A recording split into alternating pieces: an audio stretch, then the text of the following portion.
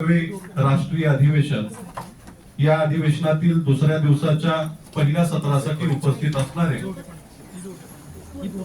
प्राध्यापक डॉक्टर अ.रा. कुलकर्णी स्मृती व्याख्यानमाला या व्याख्यानमालेसाठी प्रमुख वक्त्या म्हणून उपस्थित असलेल्या प्राध्यापक डॉक्टर जास्वंदी वांबोळकर, प्रमुख इतिहास विभाग श्रीमती नाथीबाई दामोदर ठाकरसी महिला विद्यापीठ मुंबई आणि या कार्यक्रमासाठी अध्यक्ष म्हणून उपस्थित असलेल्या प्राध्यापक डॉक्टर स्वाती सरोदे इतिहास विभाग प्रमुख वेणुताई चव्हाण महाविद्यालय कराड आणि या कार्यक्रमासाठी सन्माननीय उपस्थित असलेले शिवाजी विद्यापीठाचे इतिहास विभाग प्रमुख प्राध्यापक डॉक्टर अवनीश पाटील सर, त्याचबरोबर या कार्यक्रमासाठी उपस्थित असणारे या परिषदेचे समन्वयक सन्माननीय प्राध्यापक डॉक्टर अभय पाटील सर, त्याचबरोबर उपस्थित सर्व मान्यवर आणि या परिषदेसाठी उपस्थित असणारे आपण सर्व विद्यार्थी, संशोधक, प्राध्यापक या सर्वांचं मनपूर्वक सहर्ष स्वागत.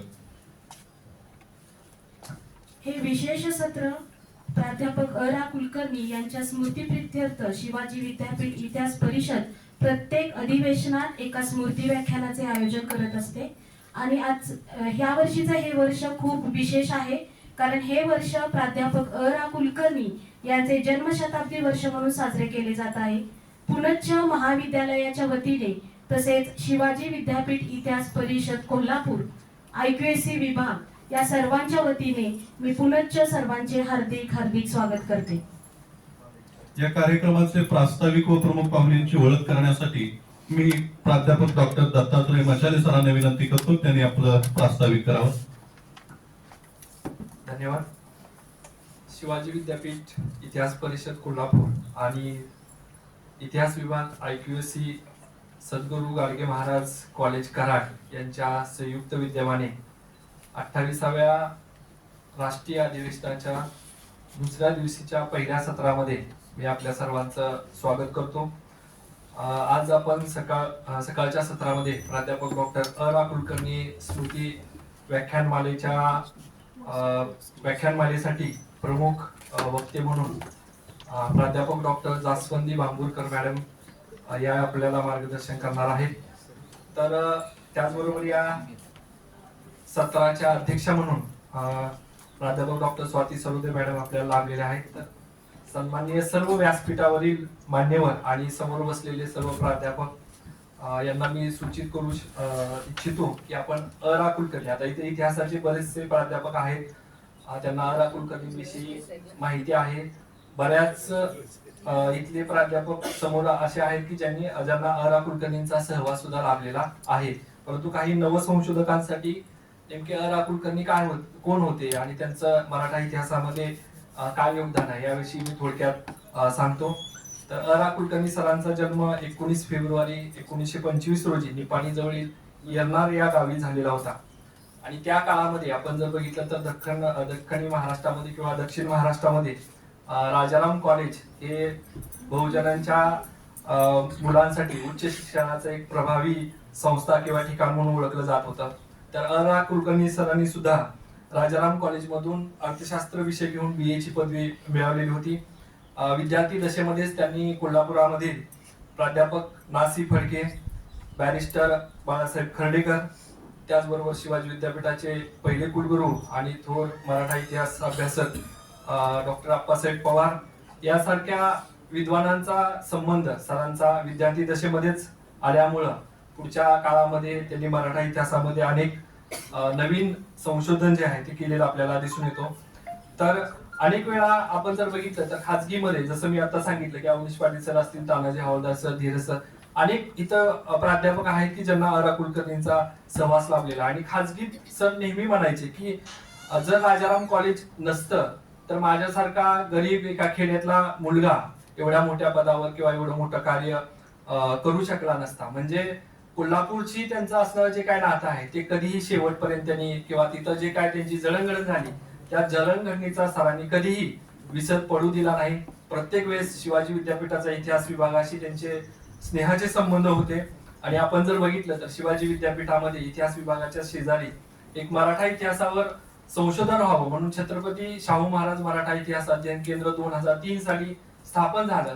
आणि त्यावेळी सुद्धा अरा कुलकर्णी सरांनी आपल्या सर्व जी काय आपली ग्रंथसंपदा आहे, त्यात अनेक प्राथमिक साधना आहेत, अनेक त्यांनी केलेलं लिखाण आहे, ती सर्व ग्रंथसंपदा ह्या आपल्या इतिहास विभागाच्या किंवा शिवाजी विद्यापीठाच्या प्रेमाखातर ती सर्व ग्रंथसंपदा त्यांनी ह्या मराठा सेंटरला दान दिलेली आहे. आजही आपण तिथं अनेक विद्यार्थी, संशोधक विद्यार्थी येतात आणि मराठा इतिहासाशी संशोधन करतात. त्याचबरोबर त्यांनी शिवाजी विद्यापीठाला त्या काळामध्ये 1,00,000 रुपयांची देणगी देऊन आपल्या आईंच्या नावे, म्हणजे MA पास आउट झालेला टॉपर विद्यार्थी, त्याचबरोबर दरवर्षी उत्कृष्ट PhD प्रबंधाला सीताबाई कुलकर्णी संशोधन अवॉर्ड, असे 2 अवॉर्ड सरांच्या मातुश्रींच्या नावे दिले जातात.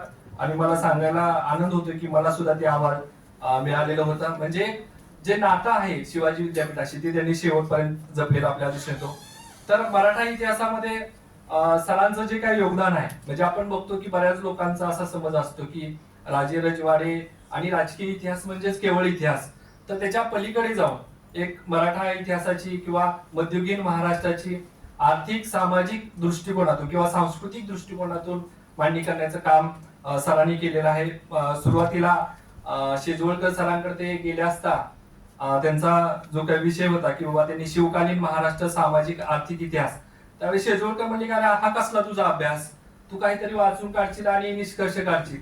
म्हणजे त्या काळामध्ये असा एक्सपांडेशन जे आहे आपण हिस्ट्री रायटिंगचं, ते कदाचित मराठा हिस्ट्रीच्या बाबतीत झालं नसेल असं आपण म्हणू शकतो. परंतु रियासतकार गोसर सरदेसाई यांनी मात्र त्यांना एक तुमच्या विषयामध्ये नाविन्य आहे आणि तुम्ही याच्यावर चांगली मांडणी करू शकता, या बाबतीमध्ये त्यांना संशोधनामध्ये कायमस्वरूपी मदत केली.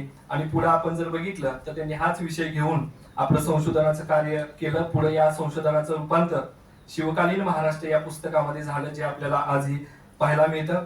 अरा कुलकर्णी यांनी इतिहास लेखनामध्ये जसं आता मी म्हटलं की राजे रजवाडे किंवा दरबारी जे काही राजकारण आहे यांचं महत्व नाकारलेलं नाहीये. म्हणजे तत्कालीन समाजावर राजेशाहीचा प्रभाव होताच, परंतु इतिहास हा फक्त राजे रजवाडे किंवा युद्ध यांच्या कालक्रमानुसार लावलेली जंत्री म्हणजे इतिहास नव्हे, तर त्याच्या पलीकडे पण इतिहास असतो, हे त्यांनी मराठा हिस्ट्रीमध्ये दाखवून दिलेलं आपल्याला दिसून येतं. आणि छत्रपती शिवाजी महाराजांनी निर्माण केलेल्या स्वराज्याचं वर्णन अरा कुलकर्णी असा करतात की मराठी जनतेच्या कल्याणासाठी निर्माण केलेले सार्वभौम राज्य, असे त्यांनी स्वराज्याचं वर्णन केलेलं आपल्याला दिसून येतं. त्याचबरोबर ते असं म्हणतात की शिवाजी महाराज अजून काही वर्ष जिवंत असते तर आपल्याला पुढचा मराठा जो काही इतिहास आहे तो वेगळा दिसला असता. आपण जर बघितलं तर भारतीय खेड्यांचा अभ्यास हा सुद्धा सरांनी केलेला. 1992 साली सर इंडियन हिस्ट्री काँग्रेस या अखिल भारतीय इतिहास परिषदेचे अध्यक्ष झाले आणि त्यांनी आपल्या अध्यक्षीय भाषणाचा विषय हा द इंडियन व्हिलेज हा निवडला होता. आणि यावेळी त्यांनी दक्कन मधील खेड्यांच्या चोहो बाजूनी एक संशोधन करून त्या सविस्तर चर्चा आपल्या भाषणामध्ये केलेली होती. आणि हे भाषण म्हणजे त्यांचं एक उत्तम संशोधन, उत्कृष्ट शैली आणि उत्कृष्ट मांडणीचा एक उत्तम नमुना असलेला आपल्याला दिसून येतो. सुरुवातीला त्यांनी भारतीय खेड्यांबद्दल ब्रिटिशकालीन प्रशासक, त्याचबरोबर अभ्यासक, त्याचबरोबर मार्क्स आणि समकालीन विचारवंतांनी मांडलेल्या मतांचं सुद्धा निपक्षपातीपणे विश्लेषण केलेलं आपल्याला दिसून येतं. आपण जर बघितलं तर अरा कुलकर्णी यांनी मराठा इतिहास मध्ये जे जपानी इतिहास संशोधक आहेत हिरोशी फुकुजामा आणि इंग्रजी संशोधक विल्यम वायझर यांनी मांडलेल्या मतांचं सुद्धा खंडन केलेलं आहे. बरोबरदारी पद्धतीबद्दल सुद्धा त्यांनी लिखाण केलेलं आहे. आपण जर बघितलं तर स्थानिक इतिहासाला चालना देण्याचं काम सुद्धा अरा कुलकर्णी सरांनी केलेलं आपल्याला दिसून येतं. आपण जर बघितलं तर पुणे जिल्ह्यातील इंदापूर तालुक्याचा जो काही त्यांनी अभ्यास केलेला आहे हा एक आपल्याला आधुनिक काळातील जो काही सबाल्टन स्टडीज नावाचा जो काही पैलू आहे त्याच्या जवळ जाणारा असलेला आपल्याला दिसून येतो. त्याचबरोबर त्यांनी शिवकालीन मालवण आणि चौल या बंदर शहरांचा सुद्धा अभ्यास केलेला आपल्याला दिसून येतो. त्याचबरोबर सरांनी 17व्या आणि 19व्या शतकातील अस्सल ऐतिहासिक कागदपत्रांचा उपयोग करून अनेक स्थानिक इतिहासावर शोध निबंध लिहिलेले आपल्याला दिसून येतात. त्याचबरोबर आपल्या लिखाणामध्ये जास्तीत जास्त प्राथमिक साधनांचा उपयोग केला पाहिजे. म्हणजे इतिहासकारांना आपण आता काल पण भरपूर रिसर्च पेपर वाचलेले आहेत, तर इतिहास लेखनाचा दर्जा कशावरून ठरतो, तर आम्हाला जे माहित आहे त्यानुसार किंवा तुम्ही प्राथमिक साधनं किती वापरलेली आहेत हा एक आपला मूळ कॅटेगरी आपण जे म्हणतो की प्राथमिक सोर्सेस अभ्यासाकडे किती वापरलेले आहेत त्यावरून त्या लेखनाचा दर्जा ठरत असतो. आणि मला सांगायचं आहे की अ.रा. कुलकर्णींच्या मध्ये सुद्धा त्यांनी असं म्हटलेलं आहे की इतिहासकार हा त्याचं संशोधन असं कधी होतं तर ज्या वेळेस त्यानं जास्तीत जास्त प्राथमिक साधनांचा वापर केला असेल त्याच वेळेस तो आपल्या निष्कर्षामध्ये खरीखुरी विधाने करू शकतो, असं रा. कुलकर्णींनी या ऐतिहासिक साधनांच्या महत्वाबद्दल म्हटलेलं आपल्याला दिसून येतं. तर सरांनी ह्या ऐतिहासिक साधनांचा शोध घेण्यासाठी आपल्या महाराष्ट्र त्याचबरोबर भारत आणि भारताच्या बाहेरील सुद्धा पुराभिलेखागारामध्ये भेटी दिलेल्या आहेत. त्यामध्ये पुणे, मुंबई, गोवा, राजस्थान, दिल्ली, त्याचबरोबर फ्रान्स, ब्रिटन, पोर्तुगाल यासारख्या देशांमध्ये जाऊन सरांनी पुराभिलेखामध्ये बसून अनेक नवीन साधने शोधून काढली आणि त्या नवीन साधनांच्या आधारे आपलं लेखन केलेलं आपल्याला दिसून येतं.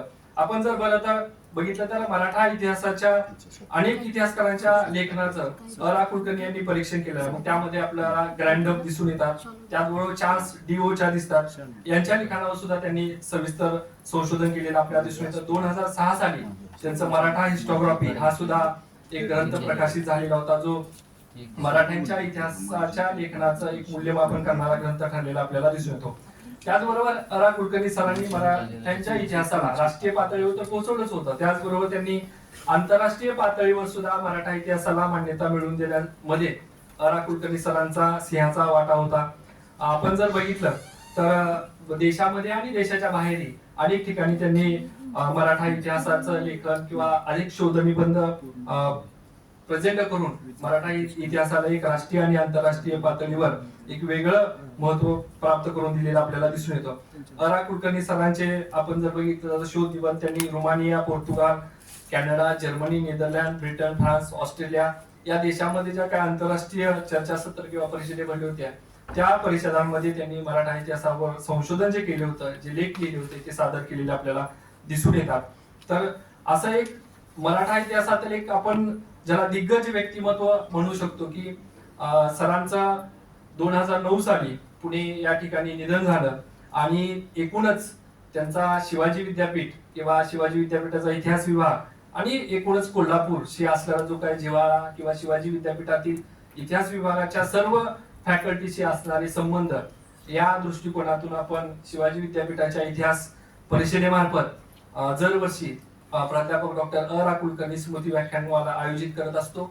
तर या व्याख्यानमालेमध्ये आजपर्यंत प्राध्यापक डॉक्टर राजा दीक्षित सर, त्याचबरोबर प्राध्यापक doctor Arvind Ganachari sir, doctor श्रद्धा कुंभोजकर मॅडम, त्याचबरोबर डॉक्टर गिरीश मांडके सर, त्याचबरोबर डॉक्टर रेखा रानडे मॅडम, त्याचबरोबर आपल्या विभागाचे माजी विभाग प्रमुख प्राध्यापक डॉक्टर अरुण भोसले सर, त्याचबरोबर ज्येष्ठ राजकीय विश्लेषक प्राध्यापक डॉक्टर अशोक चौसागर सर या दिग्गज मान्यवरांनी आजपर्यंत या व्याख्यानमालेमध्ये व्याख्यानं दिलेली दिसून येतात. आणि त्याच थोडीशे वक्ते आज सुद्धा आपल्याला आजच्या व्याख्यानमालेला मिळालेले आहेत. तर थोडक्यात आता विस्तृत असा नाही पण थोडक्यात परिचय मी आजच्या वक्त्यांचा आणि अध्यक्षांचा करून देतो. तर प्राध्यापक डॉक्टर जास्वंदी बांबुरकर मॅडम या 1999 पासून म्हणजे आज तारीख आहे 2026 जवळजवळ गेली 27 वर्ष अध्यापनाच्या कार्यामध्ये असून सध्या त्या मुंबई येथील श्रीमती नाथीबाई दामोदर ठाकरसी महिला महाविद्यालयामध्ये इतिहासाचे विभाग प्रमुख आणि सहयोगी प्राध्यापक आहेत.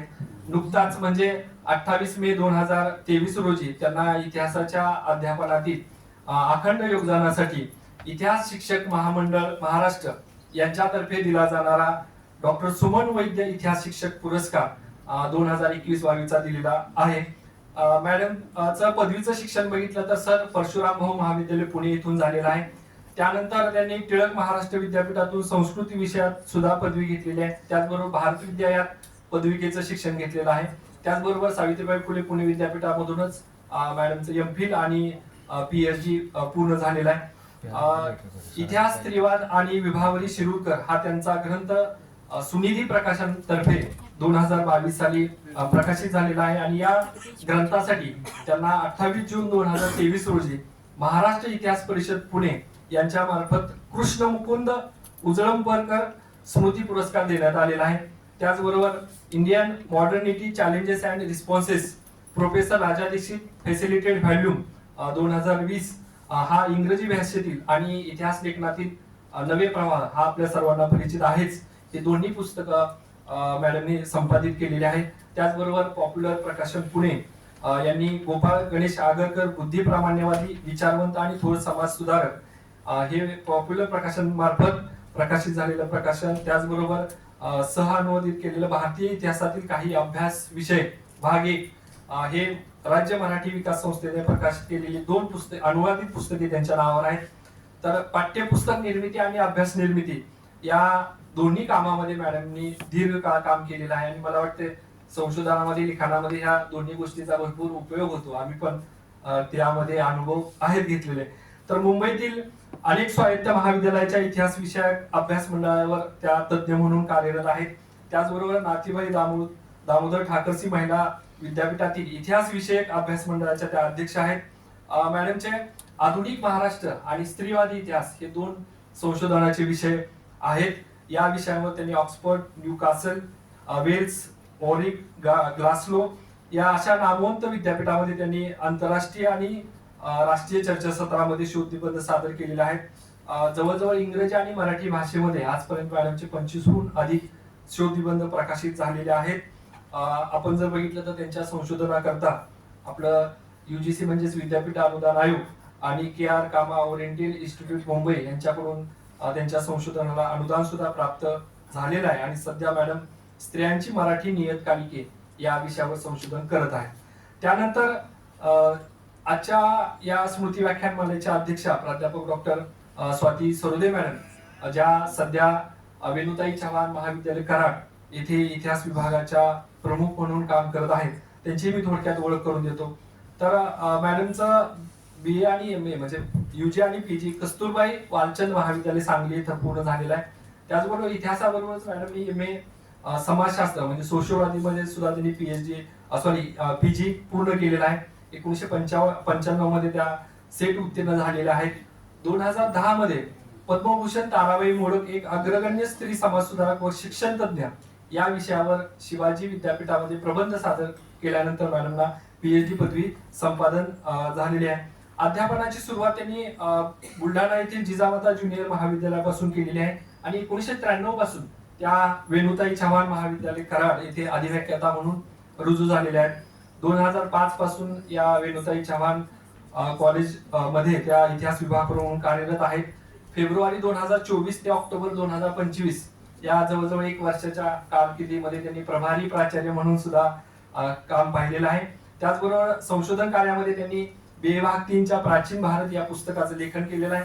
त्याचबरोबर सध्या शिवाजी विद्यापीठानं जो काही नाविन्यपूर्ण उपक्रम घेतलेला आहे की अनेक अभ्यास क्रमाची पुस्तकं प्रकाशित करण्याचं काम शिवाजी विद्यापीठ करत आहेत. तर त्यामध्ये सुद्धा त्या दूरशिक्षण विभागाच्या 5 पुस्तकाचं संपादन सरोदे मॅडम यांनी केलेलं आहे. त्याचबरोबर आतापर्यंत विद्यापीठ स्तरीय, राज्यस्तरीय आणि आंतरराष्ट्रीय स्तरातील सेमिनार आणि परिषदामध्ये 56 संशोधन निबंध त्यांनी सादर केलेले आहेत आणि प्रकाशित सुद्धा केलेले आपल्याला दिसून येतात. मॅडमना UGCचा मायनर प्रोजेक्ट सुद्धा मंजूर झालेला होता. शिवाजी विद्यापीठ कोल्हापूर येथील इतिहास विभागाच्या BA आणि MAच्या अनेक समित्यांवर मॅडम काम करत आहेत. शिवाजी विद्यापीठामध्ये सध्या त्या रिसर्च गाईड म्हणून 3 PhD विद्यार्थ्यांना मार्गदर्शन करत आहेत. त्याचबरोबर एक आपलं उत्तरदायित्व म्हणून, समाजाप्रती उत्तरदायित्व म्हणून त्या समाजकार्यामध्ये सुद्धा सक्रिय असलेले आपल्याला दिसून येतात. कराड न्यायालयानं सुरू केलेल्या लोक अदालतमध्ये जज म्हणून सुद्धा मॅडमनी काम पाहिलेलं आहे. त्याचबरोबर सांगली परिसरातील सेक्स वर्कर्स आणि तृतीयपंथीय यांच्या पुनर्वसन आणि संवर्धनासाठी एक संग्राम नावाची NGO काम करते आणि या NGOला पूर्णपणे सहकार्य करण्याचं काम किंवा त्यामध्ये आपलं योगदान देण्याचं काम मॅडम करत आहेत. तर हा एक छोटासा परिचय करून मी इथं थांबतो. धन्यवाद. धन्यवाद सर. अतिथी देवो भव या उक्तीप्रमाणे आपल्याकडे येणाऱ्या पाहुण्यांचा आदर सत्कार करणं हे आपलं परम कर्तव्य आहे.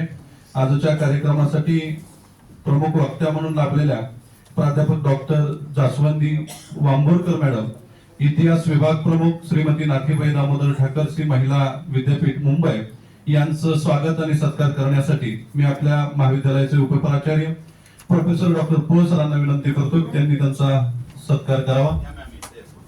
सत्काराचं स्वरूप आहे शॉल, सन्मान चिन्ह,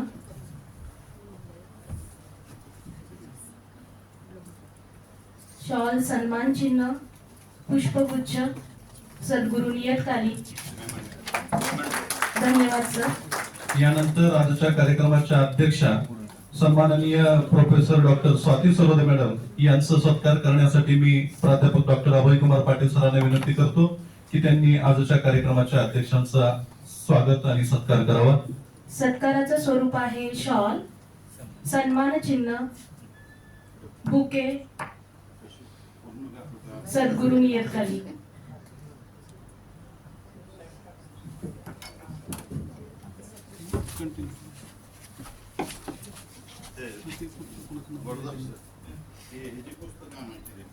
धन्यवाद सर. यानंतर या सत्रासाठी प्रमुख उपस्थिती म्हणून लाभलेले सन्माननीय प्राचार्य गुंजाळ सर यांचाही सत्कार डॉक्टर अभयकुमार पाटील सर यांनी करावा. प्राचार्य गुंजाळ सर, विद्याप्रतिष्ठान शारदाबाई पवार महाविद्यालय बारामती, हे अभयकुमार पाटील सरांचे गुरु आहेत आणि पहिले हेड आहेत, त्यामुळे ह्या सत्काराला विशेष महत्व आहे. शॉल, पुष्पगुच्छ देऊन प्राचार्य सरांचा या ठिकाणी सत्कार संपन्न होत आहे. धन्यवाद सर. यानंतर शिवाजी विद्यापीठ इतिहास परिषदेचे अध्यक्ष डॉक्टर अवनीश पाटील सर यांचे स्वागत गुलाब पुष्प देऊन करावे ही विनंती. आमच्या महाविद्यालयाचे उपप्राचार्य पोळ सर त्यांचे स्वागत करतायत. तसेच डॉक्टर अभयकुमार पाटील सर यांना विनंती की आपल्या महाविद्यालयाचे सन्माननीय उपप्राचार्य प्रोफेसर डॉक्टर रमेश पोळ सर यांचे स्वागत गुलाब पुष्प देऊन करावे. त्याचबरोबर मचाले सरांचेही स्वागत गुलाब पुष्प देऊन करावे. धन्यवाद. यानंतर मी पोळ सरांना विनंती करते की या परिषदेचे समन्वयक डॉक्टर अभयकुमार पाटील सर यांचेही स्वागत गुलाब पुष्प देऊन करावे. तसेच या ठिकाणी कवित्सू रोबोटॉनिक्स प्रायव्हेट लिमिटेडचे मार्केटिंग मॅनेजर सन्माननीय अजय कुमार पाटील सर यांचेही आगमन झालेलं आहे. त्यांना विनंती करते की त्यांनी कृपया व्यासपीठावरती यावं आणि त्यांचंही गुलाब पुष्प देऊन या ठिकाणी स्वागत करावं. धन्यवाद सर. सर कृपया व्यासपीठावरती. शैक्षणिक वर्ष 2025-26 यामध्ये पीएचडी किंवा पुरस्कार प्राप्त विद्यार्थी आणि प्राध्यापकांचा सत्कार या निमित्तानं या ठिकाणी होतो आहे. ज्यांचं नाव घेतलं जाईल त्यांनी व्यासपीठावरती यायचं आहे. डॉक्टर संदीप जाधव, डॉक्टर ज्योती बुवा, डॉक्टर शरीफ ठोकळे, क्रांतिसिंह देसाई,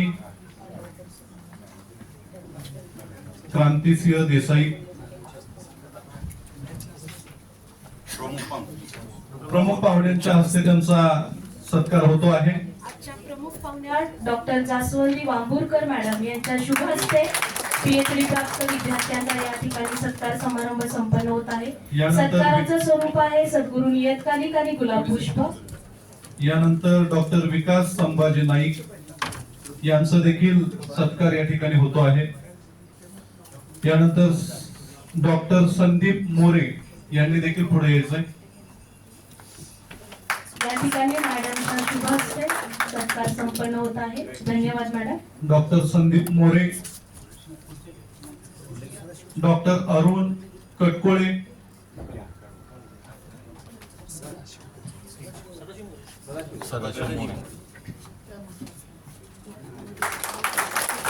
डॉक्टर सदाशिव मोरे यांचा देखील इथं सत्कार होतो आहे.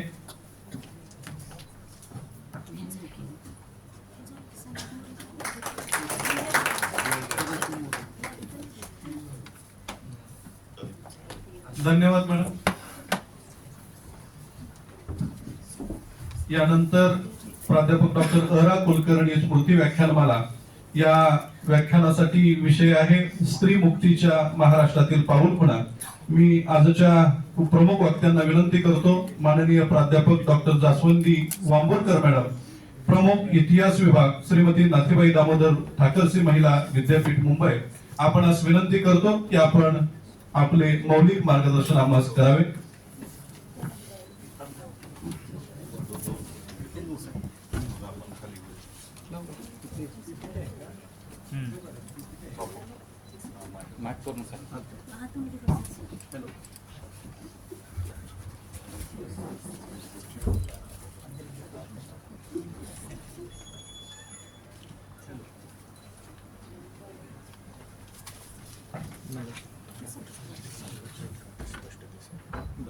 प्रदीप सर वरचा लाईट थोडा बंद करा. शिवाजी विद्यापीठ इतिहास परिषदेच्या 18वं अधिवेशन त्यानिमित्त सद्गुरू गाडगे महाराज महाविद्यालय या ठिकाणी संपन्न होत असलेल्या या परिषदेत रा कुलकर्णी स्मृती व्याख्यानमालेसाठी मला आपण निमंत्रित केलं त्याबद्दल सर्वप्रथमच मी परिषदेचे अध्यक्ष डॉक्टर अमरीश पाटील आणि व्यासपीठावरील सर्व यांची मनपूर्वक आभार व्यक्त करते. या ठिकाणी महाविद्यालयाचे उपप्राचार्य डॉक्टर पोळ, इतिहास विभागाचे प्रमुख डॉक्टर अभय पाटील, परिषदेचे अध्यक्ष अमरीश पाटील, आजच्या व्याख्यानमालेच्या अध्यक्षा डॉक्टर स्वाती सरोदे मॅडम आणि या इथल्या इतिहास विभागाचे माजी अध्यक्ष doctor Gunjal sir, doctor Dattatray Machale sir, आपल्या सर्वांना आणि या ठिकाणी उपस्थित असलेले शिवाजी विद्यापीठ इतिहास परिषदेसाठी जमलेले इतिहासाचे सर्व प्राध्यापक आणि विद्यार्थी संशोधक मित्रमैत्रिणींनो, सर्वप्रथम दोन गोष्टींसाठी मला खूप आनंद आहे इथे येण्याचा. एकतर कुठलंही स्मृती व्याख्यान आणि प्रामुख्याने डॉक्टर रा कुलकर्णी यांच्या नावाने असलेलं हे जे स्मृती व्याख्यान आहे आणि तेही त्यांच्या जन्मशताब्दी वर्षाच्या निमित्ताने होत असलेलं व्याख्यान आहे, त्यासाठी मला आमंत्रित केलं त्याबद्दल खरंच मोठा बहुमान तो मला वाटतो.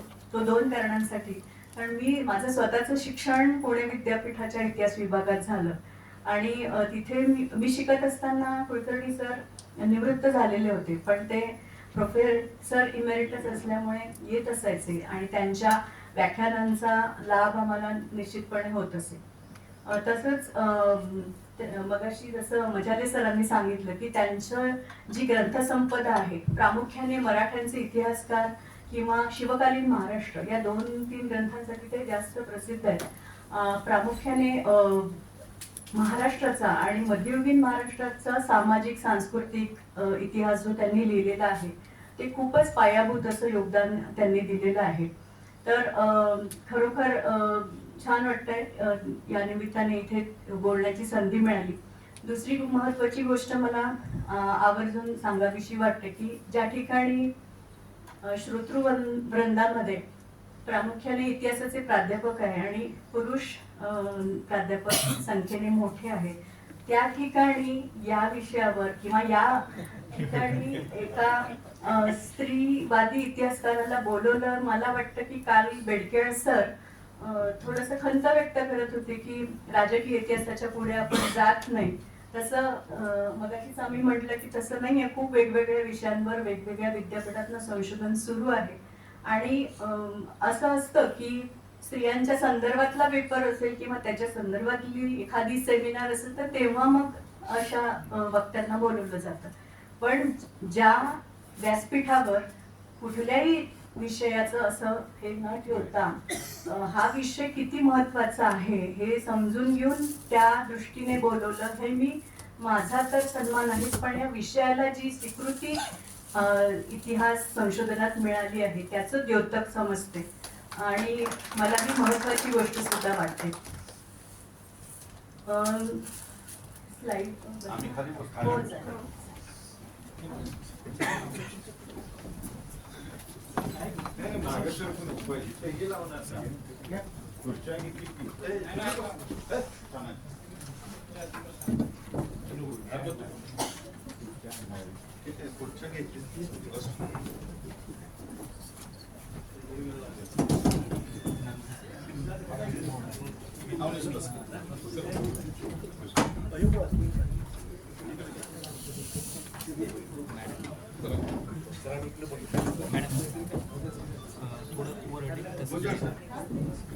वर्डिंग तसंच आहे ना.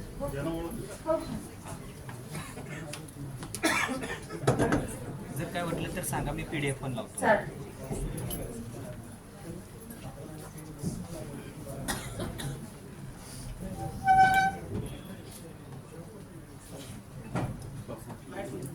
तिन्ही लाईट ऑफ करा.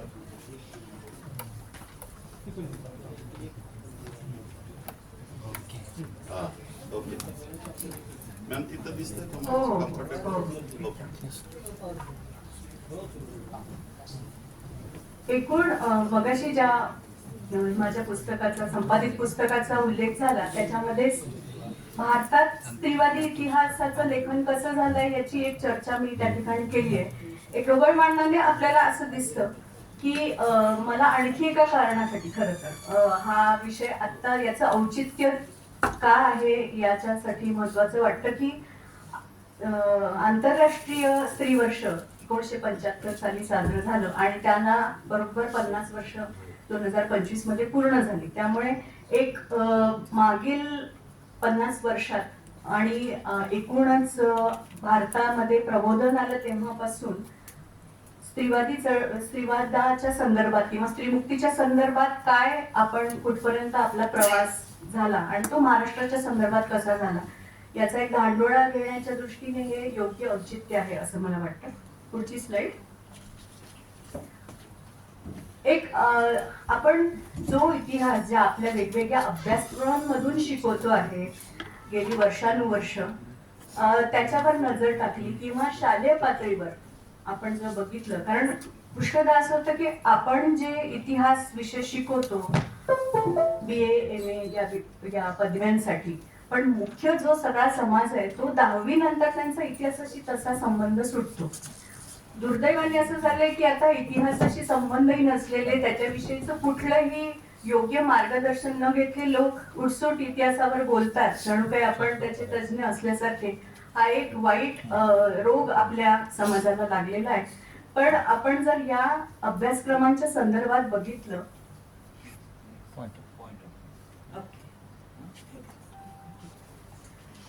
तर आपण जो इतिहास मांडत गेलोय वेगवेगळ्या राजकीय इतिहासातनं सामाजिक इतिहासातनं त्याच्यामध्ये समस्त जो समाज आहे त्याचा अर्धा भाग असलेल्या स्त्रिया यांचा इतिहास हा वगळून आम्ही जो इतिहास मांडलाय तो खरं तर पुरुषांचाच इतिहास आहे हा आम्ही मांडत गेलो आणि स्त्रिया जणू काही इतिहास घडवतच नव्हत्या, कारण त्या कायम निष्क्रिय होत्या किंवा त्या शोषणाच्या बळी होत्या अशा पद्धतीने एक मांडणी.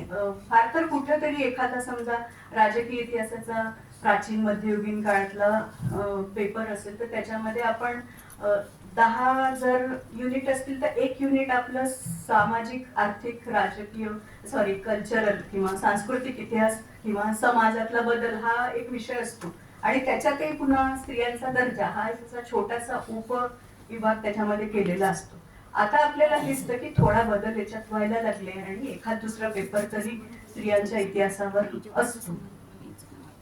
तर हे कुठेतरी जे मागच्या 1980 नंतर मी असं म्हणेन की जे इतिहास लेखन भारतामध्ये होत आहे आणि ते खूप चांगल्या पद्धतीने होत आहे, तो सगळा धांडोळा काही इथे मला अजिबात घेता येणार नाही, पण त्याचं एक वैशिष्ट्य असं की स्त्रिया या निष्क्रिय नव्हत्या आणि त्या अवकाश शोधत इतिहास घडवण्यात त्यांनी काय योगदान दिलं हे त्यांनी त्यामध्ये मांडलेलं दिसतं. पुढची स्लाइड. अच्छा इथे मलाच आपल्याला असं दिसतं की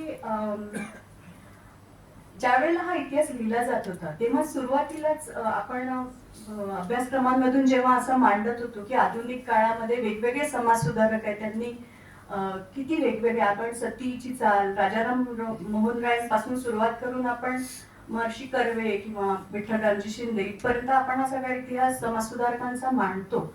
पण त्याच वेळेला एक 1989 मध्ये पुस्तक आलं कुमकुम संगारी आणि सुदेश वैद्य यांचं आणि त्याच्यात कुठेतरी आधुनिक काळात सुद्धा पुन्हा एकदा पितृसत्ता ही कशी नव्याने आकार घेत होती नव्या बदलानुसार, जे काही इथे भांडवलशाही आली, इथे ब्रिटिश राजवट आली आणि त्याच्यात स्त्रियांचं परत एकदा पुनर्साचीकरण कसं झालं, म्हणजे हाऊसवाईफ गृहिणी म्हणून स्त्री मध्यमवर्गीय स्त्रीचं पुनर्साचीकरण होणं किंवा तथाकथित निम्नस्तरीय स्त्रियांचं कामगार म्हणून शेतकरी याच वर्गामध्ये पुन्हा येणं आणि त्यांना बदलाच्या विकासाच्या सोयी उपलब्ध नसणं, हे पॅराडाईम किंवा हे प्रतिमान वापरून त्यांनी लिहिलेलं आहे.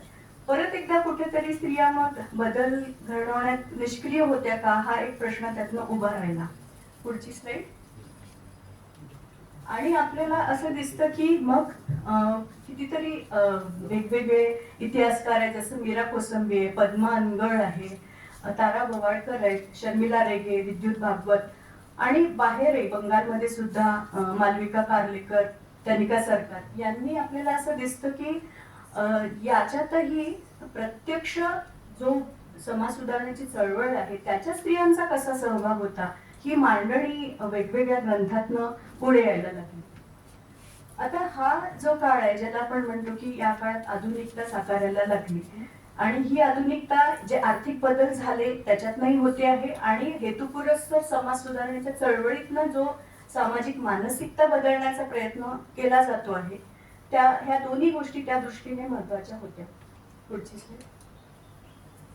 यामध्ये आपल्याला दिसतं की मग कितीतरी खंड असे आले, उदाहरणार्थ पॉप्युलरचं मराठीतून आलेलं आहे की ज्या आजच्या व्याख्यानमालेचं जे शीर्षक आहे मी कुठेतरी तेथनं घेतलंय की स्त्रीमुक्तीच्या महाराष्ट्रातील पाऊलखुणा, ज्याच्यामध्ये 19व्या शतकातले बदल किंवा ताराबाई शिंदे, जनाक्का शिंदे आणि 20व्या शतकातील काही लेखिका आहेत त्यांच्याही बद्दल स्त्री स्वातंत्र्यवादिनी म्हणून विनया खडपेकरांनी लिहिलेले हे सगळे खंड आपल्याला आलेले दिसतात.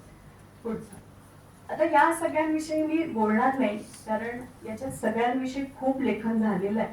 आपल्याला माहिती आहे की मी हे फक्त एवढ्यासाठी दाखवू इच्छिते की समाज सुधारक ज्या वेळेला आपण अगदी बाळशास्त्री जांभेकर, लोकहितवादी विष्णुशास्त्री पंडित, महादेव गोविंद रानडे, महात्मा फुले, गोपाळ गणेश आगरकर अशी एक मोठी आपल्याला सूची करता येईल. यांनी इथे म्हणजे त्यांच्या कर्तृत्वाबद्दल कुठंच आकच नाही किंवा तो नाकारण्याचं कारणच नाही, पण त्यांच्या बरोबरीने ज्या वेळेला स्त्रिया वेगवेगळ्या क्षेत्रामध्ये आपलं योगदान देत होत्या तर ते भरीव होतं.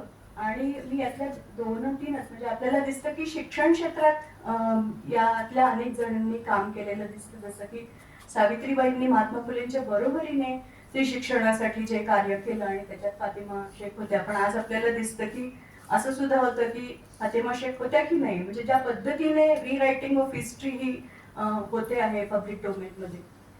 मी मुद्दाम बद्रुद्दीन तय्यबजी आणि राहत बीबी यांचं नाव घेतलं की आपण जेव्हा स्त्री हा कोटिक्रम म्हणतो तेव्हा फक्त हिंदू आणि उच्चवर्णीय किंवा तथाकथित निम्नवर्णीय असाच विचार न करता महाराष्ट्रात ख्रिश्चन, मुस्लिम, जैन अशा वेगवेगळ्या जमाती समुदायांमध्ये सुद्धा स्त्री सुधारण्याचे प्रयत्न होत होते. तर मुंबईमध्ये बद्रुद्दीन तय्यबजी आणि राहत बीबी त्यांच्या ज्या पत्नी आहेत त्यांनी जनना पार्टी त्या आयोजित करायच्या. आणि पुढची स्लाइड. आपण सगळं तय्यबचे कुटुंबच बघितलं. मला आवर्जून यावंच वाटतं की मुस्लिम समाजात ज्या पद्धतीने समाज सुधारणा झाली त्याचा तर आता कुठे उल्लेख पण फारसा होताना दिसत नाही, आणि मुघल काळ तर आम्हाला वगळूनच टाकावं असं वाटतो. ही सगळी शोकांतिका चाललेली आहे. तर तय्यबजी कुटुंबातल्या कितीतरी स्त्रिया म्हणजे त्यांच्या 2 ज्या मुली आहेत, एकीने स्वातंत्र्य लढ्यात अमीनाजी यांनी आणि बडोद्यात सुद्धा शिक्षणाचं काम त्यांनी केलं, म्हणजे शिक्षणाचा प्रसार, मुख्यतः स्त्री शिक्षणाचा प्रसार. आणि सकीना लुकमानी आहेत, यांनी सुद्धा प्रसूतिगृह उभारलं. मला सगळ्यांची नावं घेता येणार नाही, पण नवाज मोदी यांनी जे पुस्तक लिहिलं आहे त्याच्यामध्ये या तय्यबजी कुटुंबातल्या स्त्रियांवर एक लेख आहे, तो जरूर आवर्जून आपण बघावा त्याच्यासाठी. पुढची. मी स्वतः श्रीमती नाथीबाई दामोदर ठाकरसी महिला विद्यापीठात काम करते आणि थोडं तिथे म्युझियम स्थापन करण्याचा एक प्रयत्न केला पुणे आवारात. तर कर्वेंच्या बद्दल आपण जेव्हा म्हणतो आणि वादातीतच काम आहे की ज्यांनी 1896 मध्ये अनाथ बालिकाश्रम मंडळी स्थापन केली, पण आपण जर कर्वेंचं आत्मवृत्त पाहिलं तर ते स्वतः असं म्हणतात की या स्त्रिया याच माझ्या आधारस्तंभ बनल्या. म्हणजे त्यांनी प्रामुख्याने सुरुवातीला बालविधवांसाठी या शाळा चालू केल्या, कारण बालविधवांना आत्मनिर्भर करायचं, नाहीतर त्यांची खूपच कुचंबणा आणि शोषण स्वतःच्या कुटुंबात नाही होत होतं आणि बाहेरही त्यांचं होताना आपल्याला आपण वाचलेलं आहे. तर ही जी काही नावं आहे त्याच्यातून आपल्याला दिसतं, त्यातले 1-2 नावं मी सांगणार आहे की पार्वतीबाई आठवले यांनी सुद्धा माझी कहाणी नावाचं त्यांचं आत्मचरित्र लिहिलेलं आहे, त्याच्यातनं आपल्याला दिसतं.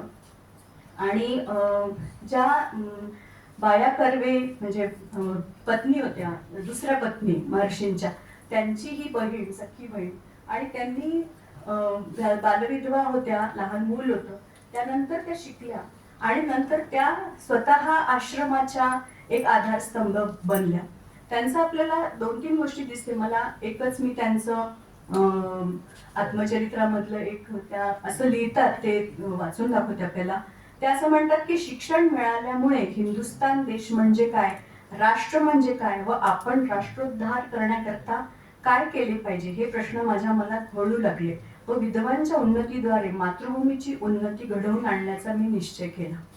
त्या पुढे असं लिहितात की नवीन मूल जन्माला आले म्हणजे नवीन अनुभवामुळे जसे त्याचे ज्ञानक्षेत्र वाढत जाते, त्याप्रमाणे माझा देखील शिक्षणामुळे नवीन जन्म झाला व त्या जन्मामुळे माझे ज्ञानक्षेत्र वाढून माझी मतांतरे फार झपाट्याने होत चालली. म्हणजे हा जो इतिहास आहे की स्त्रियांचा इतिहास लिहायचा म्हणजे काय, तर आपल्याला त्यांच्या या आत्मचरित्रातनं किंवा लेखनातनं स्त्रियांच्या बदलत्या जाणीवांचा इतिहास हा असा आपल्याला बघता येतो. त्यांचे विचार कसे बदलत होते हे आपल्याला दिसतं. मला अनेक गोष्टी सांगता येणार नाही, पण हा महर्षी कर्वेंसोबत आणि इतर सहकाऱ्यांसोबतचा त्यांचा फोटो. आणि 2 गोष्टी आणखी यांच्याबद्दल सांगायची इच्छा आहे की त्या आपल्या छोट्या मुलाला अनाथ बालिकाश्रम मंडळीतल्या इतर सहकारी स्त्रियांच्या सोबत ठेवून भारतभर फिरल्या, जवळपास 25 वर्ष आपल्या त्या आश्रमासाठी वर्गणी गोळा करण्यासाठी. तर ही त्या काळामध्ये खरंच खूप मोठी गोष्ट होती. दुसरी गोष्ट, 1919 मध्ये त्या वॉशिंग्टन येथे गेल्या आणि तिथे स्त्री मजूर परिषद जी झाली होती त्या ठिकाणी त्यांनी भारताचं प्रतिनिधित्व केलं. तिथे एक सोरॅसिस क्लब नावाचा क्लब होता जिथे त्यांचं व्याख्यान ठेवलं गेलं. तर ही गोष्ट आपल्याला पुष्कळदा माहीत नसते, कारण मेनस्ट्रीम हिस्ट्रीमध्ये किंवा मुख्य प्रवाह इतिहासामध्ये आपण फारसा याचा उल्लेख करत नाही. पुढची स्लाइड. कर्वेंनी जे स्वतःचं आत्मवृत्त लिहिलंय त्याच्यामध्ये पण यांचे उल्लेख आपल्याला आलेले दिसतात. काशीबाई देवधर, ज्या स्वतः लेडी सुप्रिंटेंडंट म्हणून त्यांनी काम केलं आणि त्यांच्या कार्याचा गौरव म्हणून आश्रमाच्या एका इमारतीला सुवर्ण महोत्सवी वर्षी त्यांचं नाव देण्यात आलं. दुसऱ्या ज्या आहेत त्या आगरकरांची मामे बहीण वेणुताई नामजोशी, या सुद्धा आधी पंडिता रमाबाईंच्या शारदा सदनमध्ये शिकल्या, हुजूरबागेत शिकल्या आणि त्याच्यानंतर त्या कर्वेंच्या अनाथ बालिकाश्रम मंडळीत शिकायला लागल्या. तर हे जे उदाहरण आहे आपल्याला की हे स्त्रिया स्वतः या समाज सुधारणेच्या याच्यात कशा सक्रिय होत्या, म्हणजे त्या फक्त घेत होत्या आणि फक्त पुरुष सुधारक काम करत होते असा इतिहास नाहीये, तो आपल्याला वेगळा आहे असं दिसतं. एक आणखी पुढचा उदाहरण, कमलाबाई देशपांडे, नचिकेळकरांची मुलगी. आपल्याला नचिकेळकर हे टिळकांचे अनुयायी आणि सहकारी म्हणून माहिती आहेत. या विद्यापीठ जेव्हा 1900 साली, म्हणजे हे विद्यापीठ स्त्रियांचं विद्यापीठ, महिला विद्यापीठ 1916 मध्ये स्थापन झालं, तर पहिल्या 5 ज्या पदवीधर होत्या त्यातल्या एक आहेत. आणि त्याच्यानंतर त्यांनी स्मरण साखळी नावाचं आत्मचरित्र लिहिलं आणि ते खूपच उद्बोधक आहे. त्यांनी विंटर नीड्स हे पण आपल्याला संस्कृत पंडित माहिती असतात, त्यांच्या मार्गदर्शनाखाली त्यांनी प्राग इथनं PhD केली आणि त्यानंतर त्या परतल्या, विद्यापीठाच्या त्या रजिस्ट्रार सुद्धा होत्या आणि त्याच्या आधी त्यांनी हिंगणे स्त्री शिक्षण संस्थेमध्ये सुद्धा काम केलं. सातारामध्ये एक शाळा चालू करण्यात त्यांनी पुढाकार घेतला होता, एक कन्या शाळा सातारामध्ये आहे तिथे. तर हे खूप महत्वाचं काम आहे. आणि त्यांनी हिंदू स्त्रियांची वाटचाल हे पुस्तक लिहिलं आणि ज्याच्यामध्ये त्यांनी अगदी सतीबंदीचा कायदा तिथपासून तर हिंदू कोड बिलापर्यंत सगळा आढावा त्याच्यामध्ये घेतलेला आहे. आणि संस्कृतच्या प्राध्यापक म्हणूनही त्या काम करत होत्या. पुढची स्लाइड. हे एक नाव आपल्याला थोडं कधी माहिती असतं, एक अरुणा ढेरे यांनी थोडं लिहिलं याच्यावर. विस्मृती चित्रे हे पुस्तक आहे, त्याच्यामध्ये आपल्याला दिसतं. आणि मी थोडं स्वतः प्रार्थना समाजामध्ये कोणत्या स्त्रिया होत्या याच्यावर थोडं काम केलंय, सुबोध पत्रिकेचे अंकही बघितले, तेव्हा यांच्याविषयी आणखी माहिती मिळाली की या पण एक डॉक्टर होत्या. म्हणजे आपल्याला आनंदीबाई जोशी आणि रखमाबाई या तर माहीतच असतात, पण डॉक्टर काशीबाई नवरंगे यांनी स्वतःचं क्लिनिक मुंबईमध्ये चालू केलं. आणि 1907 मध्ये भुलेश्वर या भागात आणि प्रार्थना समाजाच्या म्हणजे अध्यक्ष होत्या जवळपास 1932 ते 43 इतका मोठा काळ त्या प्रार्थना समाजाच्या अध्यक्ष होत्या. आणि प्रार्थना समाजाने जे आर्य महिला समाज सुरू केलं होतं, पंडिता रमाबाई ज्याच्या पहिल्या अध्यक्ष होत्या, ते 20व्या शतकात ते चालू राहिलं आणि त्याचं सुद्धा काम त्या करत असत. जे गरजू माता आहेत आणि लहान मुलं आहेत त्यांच्यासाठी दूध फंड हा त्यांनी चालू केला. आणि सगळ्यात महत्वाची गोष्ट मला त्यांची ही वाटते की प्रार्थना समाजाचं खूप नियमितपणे ज्या हे व्हायच्या म्हणजे काय म्हणतात त्याला सरमन्स म्हणजे त्या ठिकाणी प्रवचन देणं, तर ही प्रवचन कायमच पुरुष सुधारक द्यायचे. म्हणजे आपल्याला रानडेंची धर्मपर व्याख्याने माहिती असतात, राघव भांडारकर द्यायचे. पण पहिल्यांदा कुठल्या स्त्रीने असे प्रवचन द्यायला सुरुवात केली असेल तर त्या काशीबाई नवरंगे. आणि त्यांनी एकदा सुरुवात केल्यावर मग अनेक जणांनी, तर हे जे नवे पायंडे पाडणं या दृष्टीने, आणि पितृसत्ता ही फक्त कुटुंबात नसते, तर ती पुरुष प्रधानता जीवनाच्या सर्व अंगांना व्यापून असते. त्या प्रत्येक ठिकाणी कुठेतरी आपल्याला एक ते सुरुंग लावून त्या ठिकाणी अवकाश शोधत पुढे जाणं, हे कसं स्त्रिया करत होत्या हे आपल्याला ह्याच्यातनं दिसतं. पुढची स्लाइड. लक्ष्मीबाई देशमुख, तर या कोण होत्या आणि हे नाव खूप रेअरली येतं, दुर्मिळपणे येतं. आपल्याला लोकहितवादी माहिती आहे, गोपाळहरी देशमुख, त्यांच्या या सुनबाई. आणि यांनी सोलापूरमध्ये 1895 साली सरस्वती मंदिर ही एक महिला संघटना स्थापन केली आणि ती अजूनही सुरू आहे. तर स्त्री शिक्षणाच्या संदर्भामध्ये त्यांनी खूप भरीव कार्य हे त्या ठिकाणी केलंय. आणि यांच्या बरोबरीने प्रसिद्ध लेखिका काशीबाई कानिटकर आणि लक्ष्मीबाई किर्लोस्कर, म्हणजे जे शौमा किर्लोस्कर आहे त्यांच्या आई, वाका किर्लोस्कर जे डॉक्टर होते त्यांच्या पत्नी, ह्या सगळ्या त्यांच्या सहकारी होत्या. तर हे खूप दुर्लक्षित असं एक व्यक्तिमत्व आहे असं मला वाटतं. पुढची slide. यशोदाबाई आगरकरांचं नाव प्रतिभा रानडेंचं पुस्तक आहे, आपण काही जणांनी कदाचित वाचलेलं असेल की गोपाळ गणेश आगरकर गेले आणि मग यशोदाबाईंचं पुढं काय झालं. तर स्त्री मासिक जे आहे 1930 मध्ये शौवांनी सुरू केलं, त्याच्यामध्ये 1938 मध्ये यशोदाबाईंनी आपल्या काही आठवणी लिहून ठेवल्या. तर त्याच्यातनं आपल्याला हा पुष्कळचा इतिहास कळतो. आणि त्यांनी अकोला इथे आगरकरांचे मामा राहायचे, तर पुण्यामध्ये त्यांना राहायची इच्छा नव्हती, कारण इथले जे कोणी सनातनी लोक आहेत ते विरोध करतील, कारण त्यांना केशवपन करायचं नव्हतं. तर म्हणून त्या अकोल्यात गेल्या. त्या ठिकाणी त्यांनी लोकमान्य टिळक राष्ट्रीय सरस्वती मंदिराची स्थापना केली आणि सुईणीचं प्रशिक्षण घेतलं आणि जवळपास 6,000 ते इतक्या मोठ्या प्रमाणात त्यांनी बाळंतपणं केली. आणि तिथे एक अकोल्यात, मी स्वतः अकोल्याची असल्यामुळे मला खूप आनंदाची वाटते ही गोष्ट की तिथे खूप जुनं प्रसूतिगृह आहे, दापके प्रसूतिगृह, त्याचं उद्घाटन यांच्या हस्ते झालं होतं.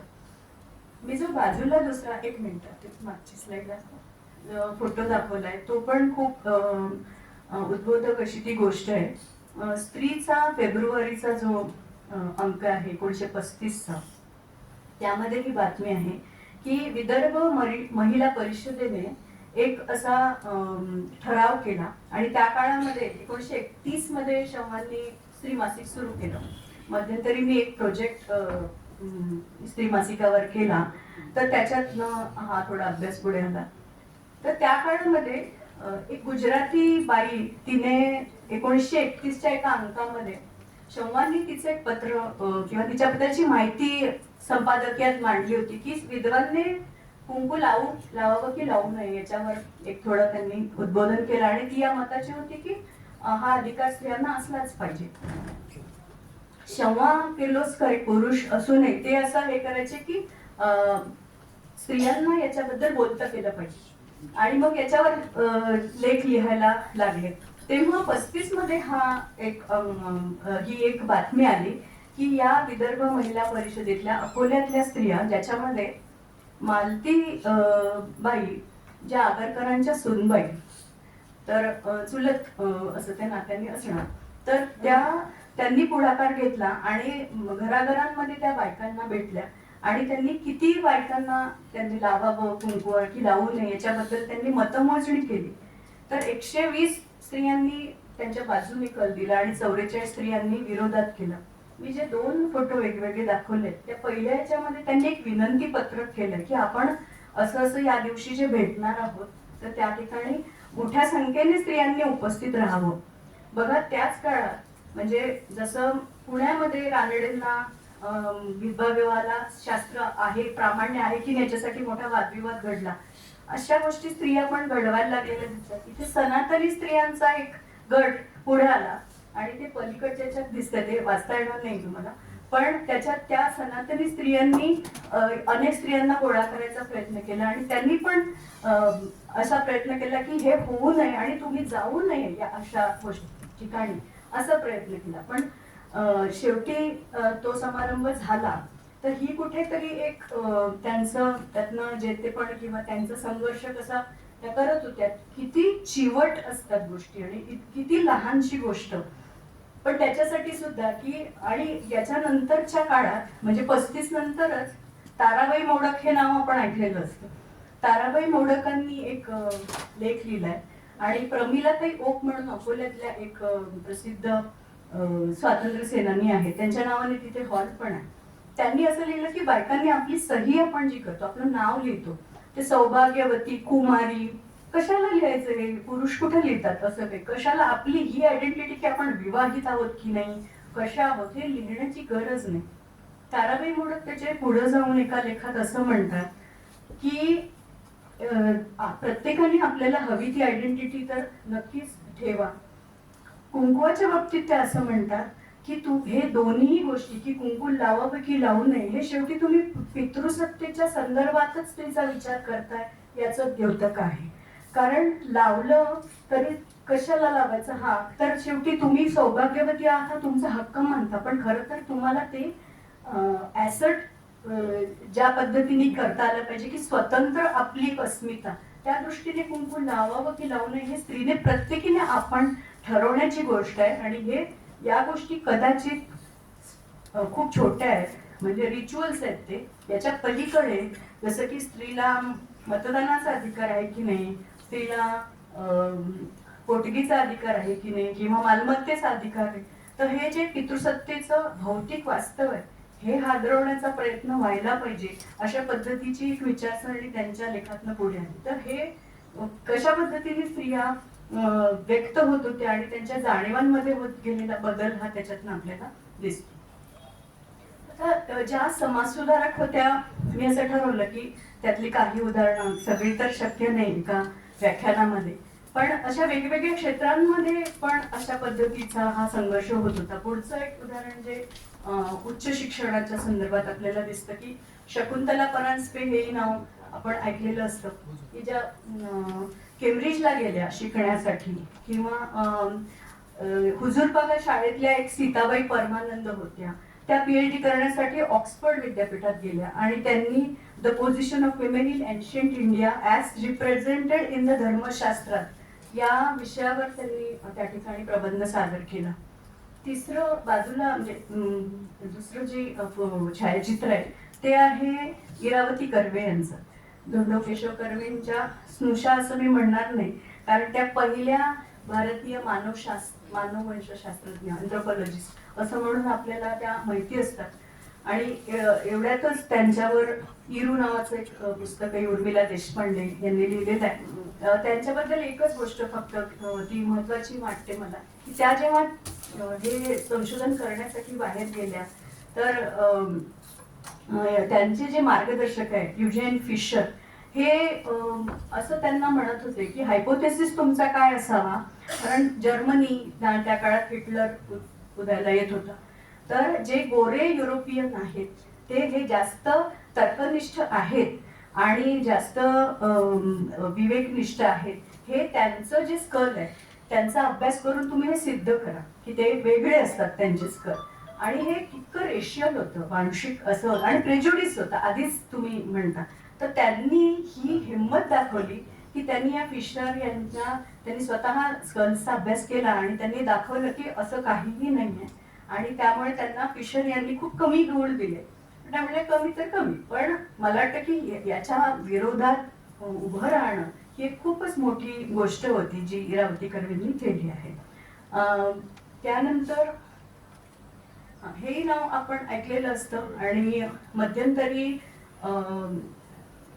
शुभदा कुलकर्णी यांचं एक पुस्तक आहे, गायिका आणि गायकी ठुमरी व ख्याल, असं सुंदर पुस्तक आहे. आणि गायिका ज्या वेळेला आधुनिक काळामध्ये आपलं करिअर किंवा घडवत होत्या त्यावेळेला काय बदल घडत होते, तर आपल्याला सगळ्यांना पंडित विष्णुनारायण भातखंडे आणि पलुसकर यांनी केलेलं काम माहिती असतं की शास्त्रीय संगीत हे जे पूर्वी दरबारी गायलं जायचं मध्ययुगीन काळात, तर आधुनिक काळामध्ये त्याचे तिकीट लावून प्रयोग करण्याचे हे सगळे बदल की लोकांसाठी ही कला उपलब्ध झाली पाहिजे. आणि आज आपण जसं मैफिलींना जातो तसं ते त्या ठिकाणी असलं पाहिजे.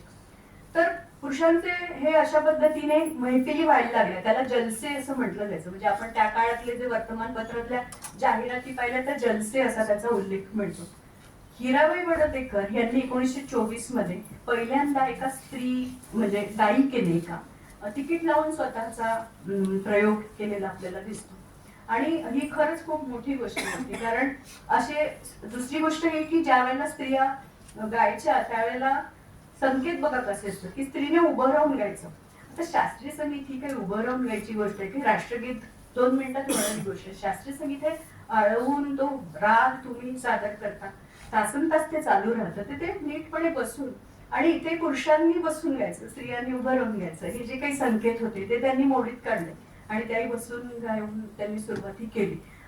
खूप आहे हिराबाईंवर बोलण्यासारखं, मी तुर्तास एवढंच बोलते, पण मी थोडा मासिकांचा जो अभ्यास केला त्याच्यात दिसतं की एक बाई इतकी पुढे जाते हे अनेकांना समजून झालं नाही आणि मग त्यांना कसं मागे खेचण्याचे प्रयत्न झाले.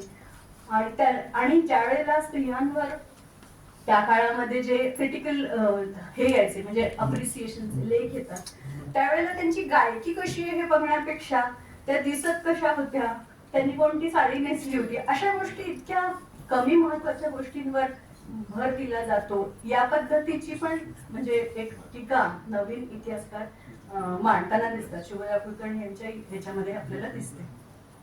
आता हे एक नाव आहे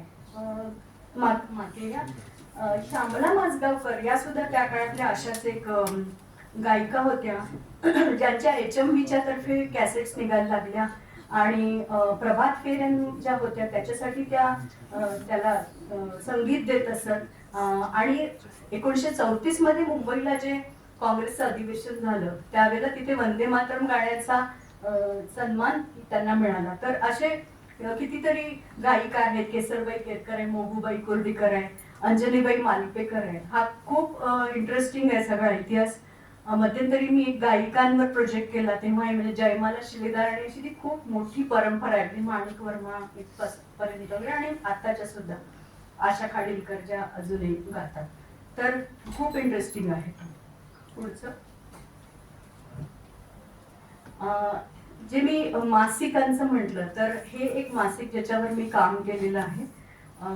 आर्य भगिनी हे आपल्याला म्हणजे दर्पण ही वृत्तपत्र किंवा वेगवेगळी मासिक मनोरंजन वगैरे माहिती असतं, पण गेल्या काही वर्षात स्वाती कर्वे म्हणून एक आहेत, त्यांची पुस्तकं आहेत आणि साहित्यप्रेमी भगिनी मंडळांनी पण त्यांची काही आर्टिकल्स पब्लिश केली आहे स्त्री साहित्याचा मागोवा मधून. तेव्हा मी पण थोडा काही जुन्या मासिकांचा वर अभ्यास केला. मध्यंतरी महिला हे मासिक जे माई वरेरकर या मामा वरेरकरांच्या जी मुलगी होती माया चिटणीस हे पण त्यांचं नाव, तर त्यांच्यावर थोडं काम केलं, स्त्री मासिकावर केलं. तर हे एक पहिलं मासिक ज्याचे मुंबई मराठीमध्ये मला काही अंक मिळाले.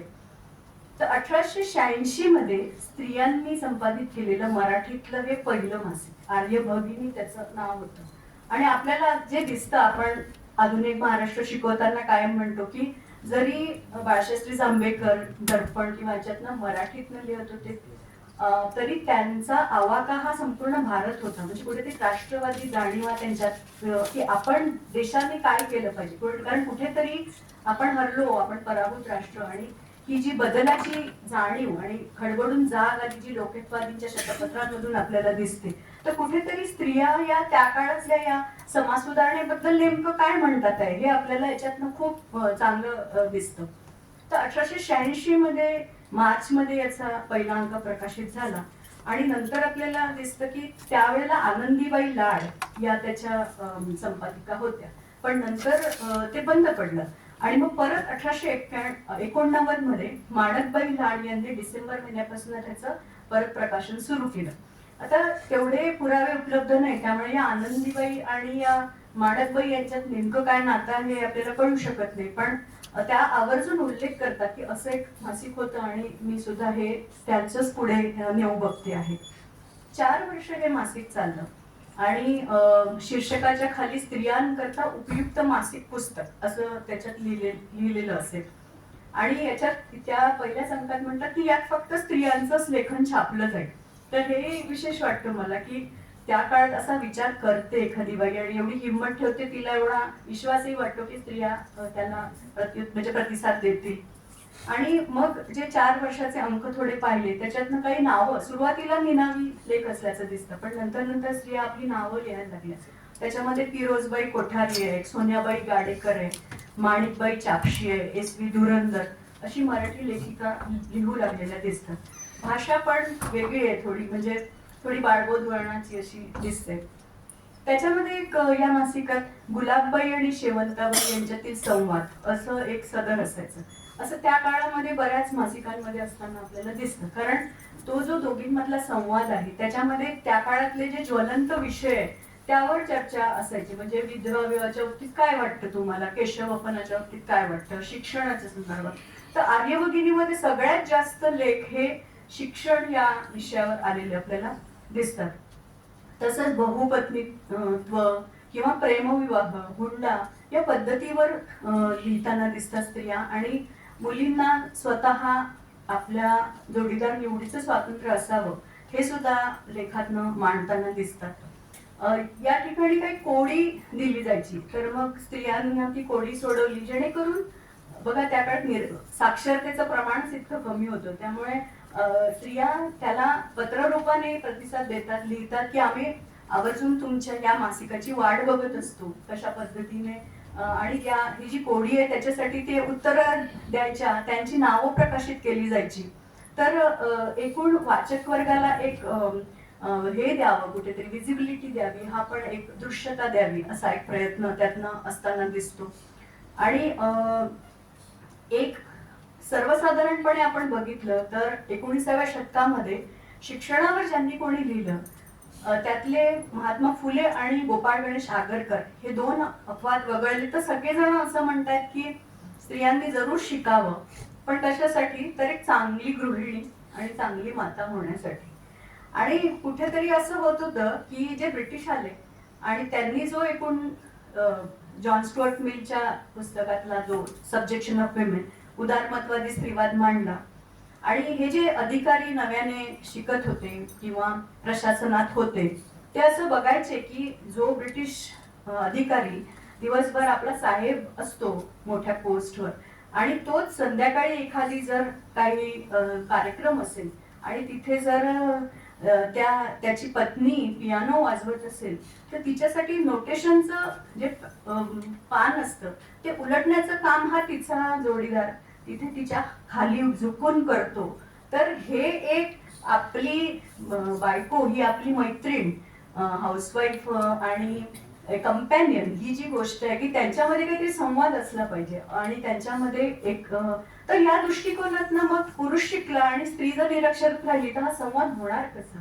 मग आपल्याला काशीबाई कानिटकर सुद्धा त्यांच्या आत्मचरित्रातनं लिहिताना दिसतात की का शिकल्या त्या, तर माहेरी कित्येकदा शिकवलंच जायचं नाही, कारण शिकलेली मुलगी म्हणून लग्न होणार नाही असं होऊ नये, त्यामुळे शक्यतोवर नकोच. आणि मग त्या शिकल्या, लग्न झालं, त्याच्यानंतर आता असं दिसतं त्यांच्या आत्मचरित्रात त्या लिहितात की ज्या वेळेला तो पडदा पडला मंगलाष्टक झाल्यावर तेव्हा त्यांना दिसलं एकमेकांना आपण एक कसे दिसतो, असं आधीपासून भेटणं आणि असं काही डेटिंग ॲप काहीच नव्हतं. त्यामुळे तेव्हा ते जे त्यांचे पती आहेत गोविंदराव कानिटकर ज्यांनी सब्जेक्शन ऑफ विमेनचं मराठीत भाषांतर केलंय स्त्रियांची परवशता या नावाने, ते खूपच देखणे आणि वकिली शिकून बाहेरून शिकून आलेले होते. तर त्यांनी कोणाला तरी म्हटलं की घोरपडच गळ्यात पडली. आता त्यांना काशीबाईंना वाटतं की आपल्याला जर निभाव लागायचं असेल, हे लग्न टिकवायचं आहे, तर शिक्षण हे तरी आपण तिथे कुठेतरी बरोबरी याच्याशी केली पाहिजे. हे असं म्हणत नाहीये की फक्त याच्यासाठी शिकल्या, पण हे कंगोरे पण आपण लक्षात घेतले पाहिजे की शिकणारी स्त्री कशा वेगवेगळ्या अनुभवातनं पुढे जात होती. आणि ठीक आहे, या ठिकाणी मग नंतर तुम्ही ते वाचलेलंच आहे, पंडिता आपलं सॉरी रमाबाई रानडे आमच्या आयुष्यातली काही आठवणी, किंवा काशीबाई सुद्धा सातत्याने त्यांना तो कसा घरातला त्रास सहन करून ते शिकले आहे. मी ते परत काही सांगत नाही. या नाही हे जे मासिक आहे याच्यामध्ये जेव्हा स्त्रिया लिहायला लागल्या त्यावेळेला प्रामुख्याने सगळे मी म्हटलं तसं की एक चांगली कोणी डॉक्टर हो वगैरे असं कोणी लिहत नाही. आम्ही लिहिताना सुद्धा आनंदीबाईंना किती संघर्ष करायला लागला आपण बघितलेलं आहे. तर शिकायचं कशासाठी, तर घरातलं विज्ञान, गृहविज्ञान तेवढं सांभाळा, भाजी उकळत असताना त्याच्यावर झाकण ठेवा म्हणजे विटॅमिन सोडून जाणार नाही, म्हणजे तू सायंटिस्ट वगैरे हो असं वगैरे काही मोठे ध्येय त्यांच्या पुढे कोणी ठेवत नाहीये. आपल्याला गोपाळ गणेश आगरकर स्त्रियांना आणि पुरुषांना वेगळा अभ्यासक्रम असू नये, सारखाच असावा हे आवर्जून मांडताना सुधारक मध्ये दिसतात. महात्मा फुलेंनी सुद्धा जात आहे कुठलंही आणि ठेवलेलं दिसत नाही की सर्व स्त्रिया मुलींना, आणि आपण त्याचं प्रत्यक्ष जी मुक्ता 14 वर्षाची जो निबंध लिहिते आणि ताराबाई शिंदेंनी जी स्त्री पुरुष तुलना लिहिलं तेव्हा त्यांच्या शाळांमधून नेमकं काय फुले शिकवत असले पाहिजे, किती रॅडिकल विचार हा मांडत असले पाहिजे हे आपल्याला त्याचं द्योतक आहे असं दिसतं. तर याच्यातला एक लेख आहे त्याच्यात तो संपादक ज्या होत्या माणकबाई त्यांचाच आहे. त्या असं म्हणतात की स्त्रियांना हवं ते शिकू द्या, त्यांना जर फिलॉसॉफर म्हणजे त्यांना जर तत्वज्ञ व्हायचं असेल तर ते होऊ द्या, त्यांना जर डॉक्टर व्हायचं तर होऊ द्या. तर मला ही गोष्ट अशा पद्धतीने ज्या वेळेला आपल्या आजूबाजूच्या वातावरणात एक वेगळा आदर्श स्त्रियांपुढे ठेवला जातोय त्यावेळेला तो जुगारून आपण एक स्वतंत्र विचार करू शकतो याची कुवत म्हणजे त्यांच्यामध्ये असल्याची आपल्याला त्या ठिकाणी दिसते. आता एक पत्र एका स्त्रीने लिहिलंय, कारवार मधली एक कुलवधू असंच लिहिते, ती स्वतःचं नाव लिहत नाही, एप्रिल 1890 मधलं. ती असं म्हणते की आमच्या शिक्षणात बरेच शत्रू आड येत आहेत. ते कोण, तर एक अशिक्षित व दुराग्रही वृद्ध स्त्री पुरुष मंडळी आणि अलीकडील टवाळखोर पुरुष मंडळी, ती मात्र त्रासदायक. या मंडळीने जर एखाद्या स्त्रीस वर्तमानपत्र वाचताना पाहिले तर ठेवलाच तिच्यावर आरोप. एक म्हणतो ही सुधारलेली, दुसरा म्हणतो ही युरोपियन लेडी, याप्रमाणे बरळू लागतो. त्यांचा धंदाच तो असे समजून त्यांच्याकडे कानाडोळा करावा हे खरे. आणि मग शेवटी ती असं म्हणते की या टवाळखोर लोकांस ताळ्यावर आणण्याची युक्ती कोणीतरी सुचविल काय. तर मला वाटतं की हे त्यांना जे काही प्रश्न पडत असतील ते मांडण्यासाठी ही मासिक काहीतरी एक व्यासपीठ उपलब्ध करून देत आहे. वेगवेगळ्या गावांमधल्या बायका महाराष्ट्राच्या बाहेरच्या आहेत त्या तिथे ते व्यासपीठ त्यांना एकत्र आणत आहे. तर ही सॉलिडॅरिटी कुठेतरी की आजूबाजूलाही व्यक्त होतच असतील, पण मला वाटतं की हे आपल्या गावाच्या बाहेर कोण समविचारी ज्या किंवा समान दुःख ज्यांचं आहे, समान प्रश्न आहेत त्यांना बांधणारी अशी ही मासिकं होती. अशा दृष्टीने पण त्यांचा विचार झाला पाहिजे. एक असं पण एक मुलगी लिहिते आणि ती असं सातारची आहे. ती असं म्हणते की बालविधवा आहे ती आणि तिचे सासरे खूप प्रागतिक विचाराचे, पण सासू तशी प्रतिगामी आहे. आणि ते सासरे गावाला गेलेले असताना या सासूबाईंनी घाट घातला की हिचं केशवपन करायचं. तर त्यावेळेला अगदी सुदैवाने तिचा मामा आला घरी आणि मग ते कसं थांबवलं. ती त्याच्यात असं लिहिते की खरं तर माझी पुनर्विवाह करायची इच्छा आहे, पण याच्यासाठी कोणी मला काही मदत करेल का. तर मला वाटतं की हे त्या काळातल्या स्त्रियांचे हुंकार हे अशा पद्धतीने व्यक्त होत होते की त्या बदलाला उत्सुक आहे, त्यांना बदल हवा आहे हे कुठेतरी आपल्याला दिसतं. त्याच्यासाठी त्या प्रयत्नशील आहेत. त्यामुळे त्या निष्क्रिय अशा पद्धतीने आपण मांडतो ते कुठेतरी ते पॅराडाईम किंवा ते प्रतिमान कुठेतरी बदलायला पाहिजे. तर स्त्रिया आपण अनेक उदाहरणं पाहिली. आपल्याला असं दिसतं की वैयक्तिक आयुष्यात बदल घडवू बघत होत्या, समाज सुधारणा क्षेत्रात बदल घडवू बघत होत्या. त्यांनी जे जे क्षेत्र म्हणून स्वीकारलं, जसं की संगीत असेल, क्रीडा क्षेत्र असेल, त्या क्षेत्रामध्ये त्या बदल घडवू बघत होत्या. लेखनातनं विचार मांडत होत्या. म्हणजे जसं विभावरी शिरूरकरांचा काल बेडके सरांनी उल्लेख केला आणि ज्याच्यावर मी थोडं काम केलंय, त्यांच्या बरोबरीने गीता साने यांनी पण लेखन केलंय. तर शकुंतला परांजपे आहेत. या स्त्रिया सातत्याने त्या काळात लिहितात आहे आणि कितीतरी प्रश्न मांडताना आपल्याला दिसतात. तर हे लिहिणं हेच एक सार्वजनिक आयुष्यात पदार्पण करणं होतं, कारण तिथे त्या कुठेतरी आपलं वक्तव्य मांडतात आहे आणि ही एक प्रकारची बंडखोरी करतात आहे, अवकाश शोधतात आहे स्वतःसाठी. त्याची किंमतही मोजत होत्या. म्हणजे असं की विभावरी शिरूरकरांचं खरं नाव बाळूताई खरे आणि त्यांना कळ्यांचे निश्वास 1933 मध्ये जो त्यांना कथासंग्रह लिहायला लागला, तर त्यांना आणि त्यांचे संपादक हवी मोठे यांना पूर्ण कल्पना होती की आपण स्त्रियांच्या लैंगिकतेच्या संदर्भातल्या कथा लिहितोय, तर हे फारच प्रक्षोभक होणार आहे. तर आपण खरं तुमची जी ओळख आहे ती नकोच इथे व्यक्त करायला. आणि मग विभावरी म्हणजे रात्र, तर म्हणून विभावरी नाव, आणि शिरूरच्या होत्या म्हणून शिरूरकर असं ते. आणि त्यांनी 33 मध्ये लिहिलेला कथासंग्रह 1949च्या दरम्यान त्यांनी उघड केलं की मीच ती.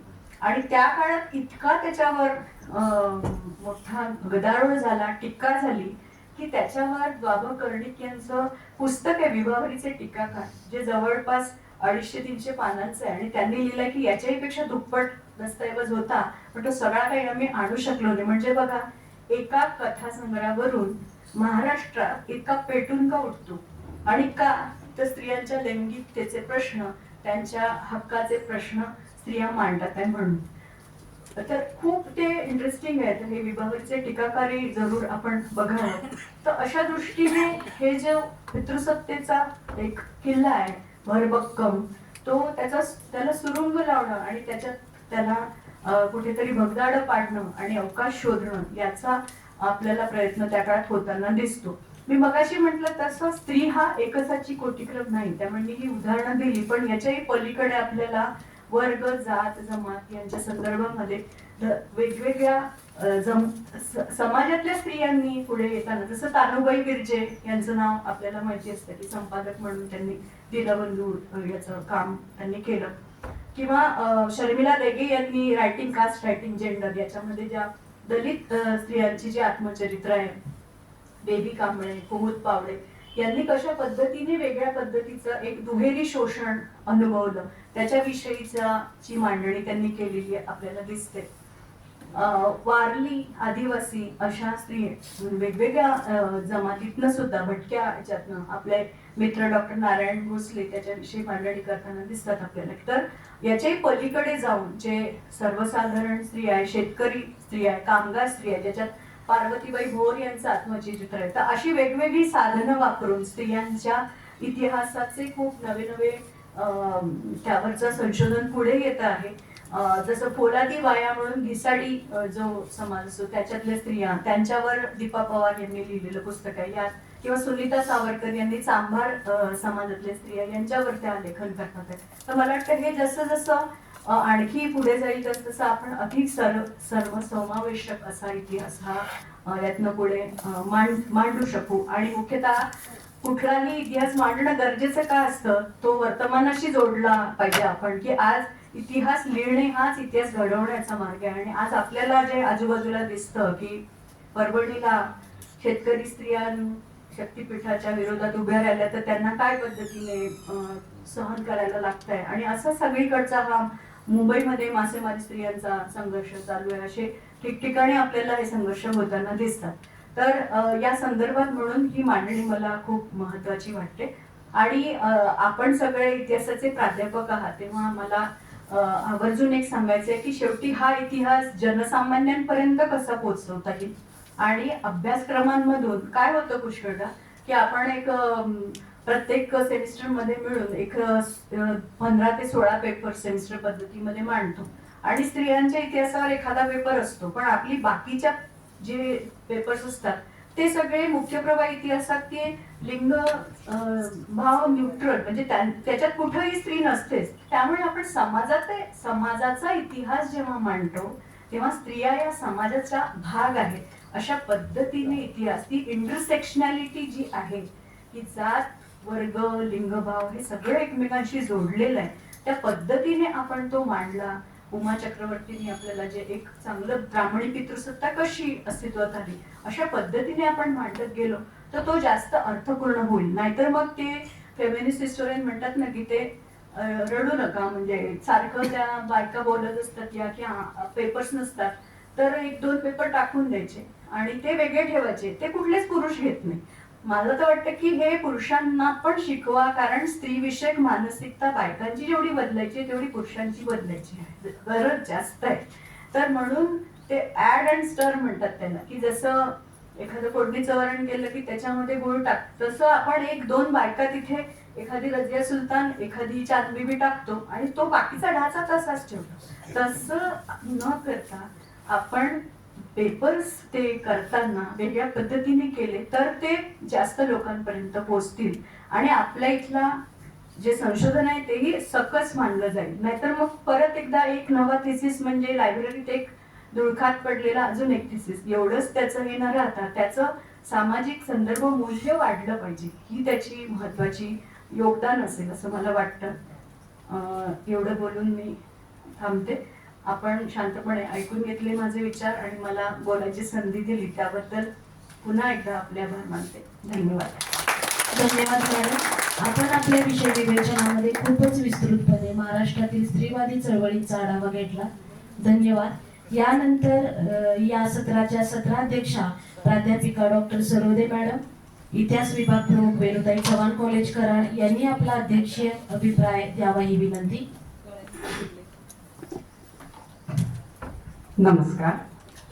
HF कॉलेज कराड इतिहास विभाग व शिवाजी विद्यापीठ इतिहास परिषद कोल्हापूर आयोजित 28व्या राष्ट्रीय अधिवेशन व्यासपीठावरील आजच्या विषय तज्ज्ञ सन्माननीय डॉक्टर जास्वंदी वांबोरकर मॅडम, इतिहास विभाग अधिविभागाचे प्रमुख सन्माननीय गुरुवर्य doctor Amrish Patil sir, doctor Dattatray Machale, या महाविद्यालयाचे इतिहासाचे माजी विभाग प्रमुख डॉक्टर गुंजाळ सर, उपप्राचार्य डॉक्टर ओळ सर, या महाविद्यालयाचे इतिहास विभाग प्रमुख आणि समन्वयक डॉक्टर अभयकुमार पाटील, सहसमन्वयक डॉक्टर संदीप महाजन आणि आपण सर्वजण इतिहास संशोधक, अभ्यासक आणि इतिहास प्रेमीजन.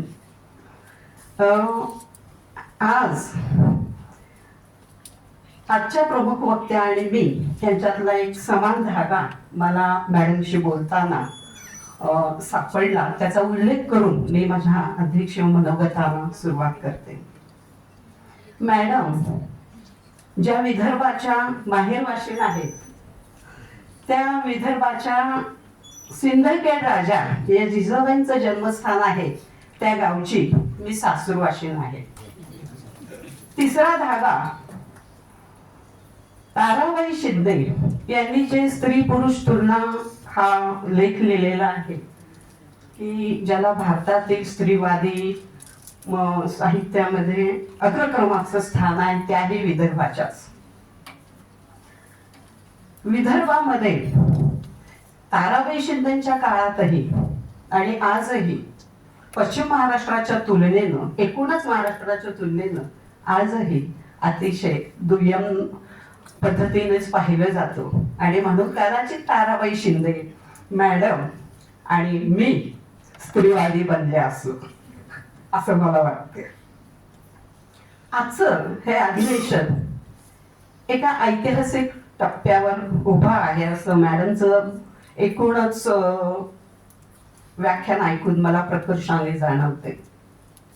आपण एका बाजूला वस्तुनिष्ठ इतिहास लेखनाचे शिल्पकार डॉक्टर अ.रा. कुलकर्णी यांचं जन्मशताब्दी वर्ष साजरं करत आहोत, तर दुसरीकडे स्त्रीवादी इतिहास दृष्टीला संशोधनाधिष्ठित अधिष्ठान देणाऱ्या अभ्यासक संशोधक डॉक्टर जास्वंदी वांबुरकर यांचेही विचार ऐकत आहोत. हा दुग्ध शर्करा योग आहे असं मला वाटतं. डॉक्टर कुलकर्णींनी कागदपत्रांच्या विश्वसनीयतेचा जो वारसा आपल्याला दिला आहे, त्याच कागदपत्रांच्या पसाऱ्यातून स्त्रीमुक्तीच्या पाऊल खुणा कशा शोधाव्या याचे अत्यंत प्रगल्भ विवेचन मॅडमने आजच्या व्याख्यानातून केले आहे. जेव्हा पुराव्यांवर आधारित इतिहास आणि लिंगभाव, संवेदनशील इतिहास यांचा इथे संगम होतो, तेव्हाच महाराष्ट्राचा सामाजिक इतिहास खऱ्या अर्थाने पूर्णत्वास जातो, हे मॅडमनी त्यांच्या व्याख्यानातून सिद्ध केले आहे. हिस्ट्री ही केवळ हीच स्टोरी नसून हर स्टोरी ही असू शकते, हे मॅडमच्या विवेचनातून आणि त्यांच्या संशोधनातून मॅडमनी दाखवून दिलेलं आहे. एवढेच नव्हे तर महाराष्ट्रातील स्त्रीवादी इतिहास लेखनाच्या चळवळीच्या पाऊल वाटेचे राजमार्गात रूपांतर कसे होऊ शकते हे मॅडमने आपल्याला सांगण्याचा त्या प्रयत्न केलेला आहे. भारतातील स्त्रीमुक्ती चळवळीच्या सुवर्ण महोत्सवी वर्षाचा धांडोळा घेत मॅडमनी सुरुवात केलेली आहे. त्यांच्या मांडणीत एक अत्यंत महत्वाचा मुद्दा त्यांनी उपस्थित केला, तो म्हणजे इतिहास लेखन ही केवळ घटनांची नोंद नसते, तर ती त्या काळातील दुर्लक्षित राहिलेल्या स्त्रियांच्या आवाजांना फोडलेली वाचाही असते. मॅडम पुढे म्हणतात की आपण अनेकदा मेन स्ट्रीम हिस्ट्री म्हणजेच मुख्य प्रवाहातील इतिहास अभ्यासत असतो, जो बहुतांशी पुरुष सत्ताक दृष्टिकोनातून लिहिलेला असतो. पण मॅडमनी जेंडर हा केवळ एक विषय न ठेवता तो विश्लेषणात्मक घटक म्हणून वापरणे कसे अनिवार्य आहे हे पटवून दिले आहे. त्यांनी काळाच्या बंद कप्प्यातून महत्वाच्या स्त्रियांच्या संदर्भांना त्यांच्या विवेचनातून प्रकाशात आणले आहे. एवढेच नव्हे तर तत्कालीन सुधारणा चळवळीत स्त्रिया या निष्क्रिय होत्या असा जो इतिहास संशोधकांचा दावा आहे, तो किती चुकीचा आहे हे त्या पुराव्यानिशी आपल्या व्याख्यानातून खोडतात, हे खूप महत्वाचे आहे. तत्कालीन सर्व जाती धर्मांच्या स्त्रियांच्या कार्याचा लेखाजोखा मॅडमनी त्यांच्या व्याख्यानातून घेतला आहे, ही उल्लेखनीय बाब आहे. तत्कालीन स्त्रियांनी लिहिलेली पत्रे, आत्मचरित्रे, दैनंदिनी इत्यादी ललित वैचारिक लिखाण हे केवळ साहित्य नसते, तर त्या काळाचा तसेच त्या काळातील स्त्रियांच्या कोंडलेल्या भावविश्वाचा तो एक ऐतिहासिक दस्तऐवज असतो. साहित्यात उमटलेले स्त्रियांचे हुंकार असतात, त्यांच्या बदलत्या जाणीवा असतात, आणि हे देखील इतिहासाचे तितकेच महत्वाचे पुरावे आहेत, हे मॅडमनी अत्यंत ओघवत्या शैलीमध्ये दाखवून दिले आहे. हे नमूद करण्यासारखे आहे. एक स्त्री सुधारणा चळवळीत कार्यरत असलेल्या पण अजूनही प्रकाशात नसलेल्या अनेक महत्वाच्या स्त्रियांच्या कार्याचा धावता आढावा मॅडमने घेतला, जो माझ्या दृष्टीने उल्लेखनीय होता. पुरुष प्रधान व्यवस्थेला धक्का देत त्यांनी केलेले कार्य किती आव्हानात्मक होते याची जाणीव त्यांनी या निमित्ताने आपल्याला करून दिलेली आहे. एक अभ्यासक म्हणून मला नेहमीच एक उणीव जाणवते. आपल्या संशोधनात स्त्री ही अनेकदा केवळ एक पडछाया किंवा कोणाची तरी नातेवाईक म्हणून येते, ती स्वतंत्र कर्ती म्हणून फारशी समोर येताना दिसत नाही. याची मोजकी 2 उदाहरणे मी देऊ इच्छिते. इतिहास संशोधक वासी बेंद्रे यांनी एकेकाळी म्हटले होते की जिजाऊंचे शरीर स्त्रीचे होते, पण त्यांची बुद्धिमत्ता पुरुषाची होती. तत्कालीन काळातील भाषिक चौकट तशी होती, पण आज आपण त्या चौकटीचे पुनर्मूल्यांकन करण्याच्या स्थितीत आहोत. आजच्या प्रगत काळात आपण हे मान्य केलेच पाहिजे की बुद्धिमत्ता हे लिंगावर आधारित नसते. जिजाऊंची राजकीय दूरदृष्टी, छत्रपती शिवाजी महाराजांची त्यांनी केलेली जडणघडण आणि प्रशासन हे त्यांच्या स्वतंत्र प्रज्ञेचे दर्शन घडविते. त्यांच्या कर्तृत्वाची मांडणी आता स्त्री बुद्धिमत्ता याच चौकटीतून होणे आवश्यक आहे. हे वेणुताई यशवंतराव चव्हाण यांचे जन्मशताब्दी वर्षही आहे. दुर्दैवाने आजही त्यांच्याकडे केवळ यशवंतरावांची पत्नी म्हणून पाहिले जाते. परंतु यशवंतरावांचे साहित्य आणि विशेषतः सरोजिनी बाबर यांच्या साहित्याचा अभ्यास जेव्हा मी केला, त्यावेळी मला जाणवले की वेणुताई केवळ त्यांच्या पत्नी नव्हत्या, तर त्या त्यांच्या राजकीय सल्लागार होत्या. सासूबाई विठाईच्या ओव्या शब्दबद्ध करणाऱ्या त्या एक संवेदनशील लेखिकाही होत्या. त्यांच्या या कर्तृत्वाचा शोध घेणे हे स्त्रीवादी इतिहास संशोधनाचे पुढील पाऊल ठरू शकते. अशा अनेक स्त्रियांच्या लेखनावर चांगल्या पद्धतीने अभ्यास होऊ शकतो. आज स्त्री विकासाच्या मार्गात काही गंभीर समस्या आहेत, त्यातल्या बऱ्याच आपण जाणतो.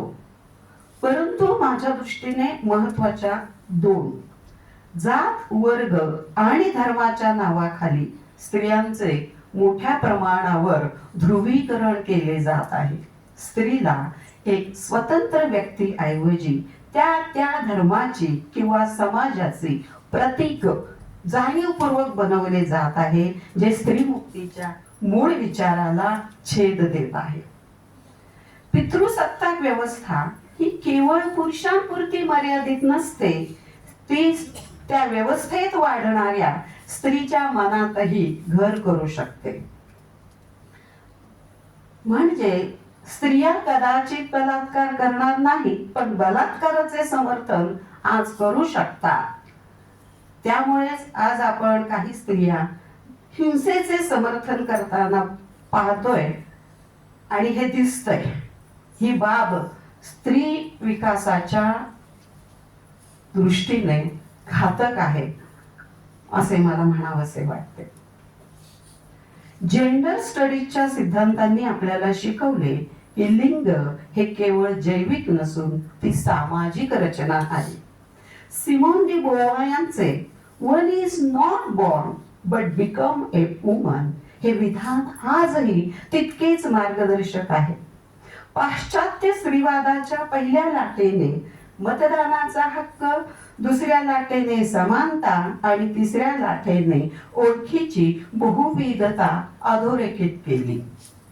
मॅडमच्या व्याख्यानातून आज आपल्याला हे जाणवले की भारतीय संदर्भात हा प्रवास सामाजिक सुधारणांच्या चळवळीतून घडला. महाराष्ट्रात सावित्रीबाईंच्या शैक्षणिक क्रांतीपासून ते स्थानिक स्वराज्यातील स्त्री नेतृत्वापर्यंत ही वाटचाल केवळ अधिकारांची नाही तर आत्मसन्मानाचीही आहे. स्त्रीवादी चळवळीत स्त्रीवादी इतिहास लेखनाने इतिहासाच्या काठावरच्या स्त्रीला केंद्रस्थानी आणले. आजचा प्रश्न संघर्षाचा नसून न्याय, समावेशक आणि संवेदनशील समाज रचनेचा आहे.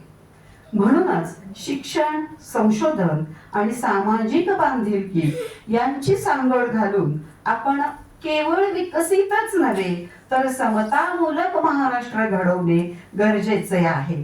हीच या पाऊलखुणांची भविष्यातील खरी दिशा आणि आशा ठरेल. आधुनिक स्त्रीवादाची दिशा स्त्रीमुक्ती म्हणजे केवळ पुरुषाचा विरोध नाही, पुरुषत्वाचा विरोध नाही, हे प्राधान्याने लक्षात घेतले पाहिजे. स्त्री आणि पुरुष हे एकमेकांचे विरोधक नसून जीवनपथावरील सहचर आणि मित्र आहेत. जात, वर्ग आणि धर्मांच्या परिघाबाहेर जाऊन मानवी हक्क आणि समता या पायावर उभा राहिलेला स्त्रीवाद ही आजच्या काळाची गरज आहे, हे मॅडमने अधिकारवाणीने आपल्या व्याख्यानामध्ये नमूद केले आहे. या संदर्भात मी एक माझंच उदाहरण देऊ इच्छिते. 2005 मध्ये संशोधनासाठी मी एक वेगळा विषय निवडला आणि माझं सिनॉप्सिस घेऊन शिवाजी विद्यापीठाच्या इतिहास विभागात मी तो मांडला.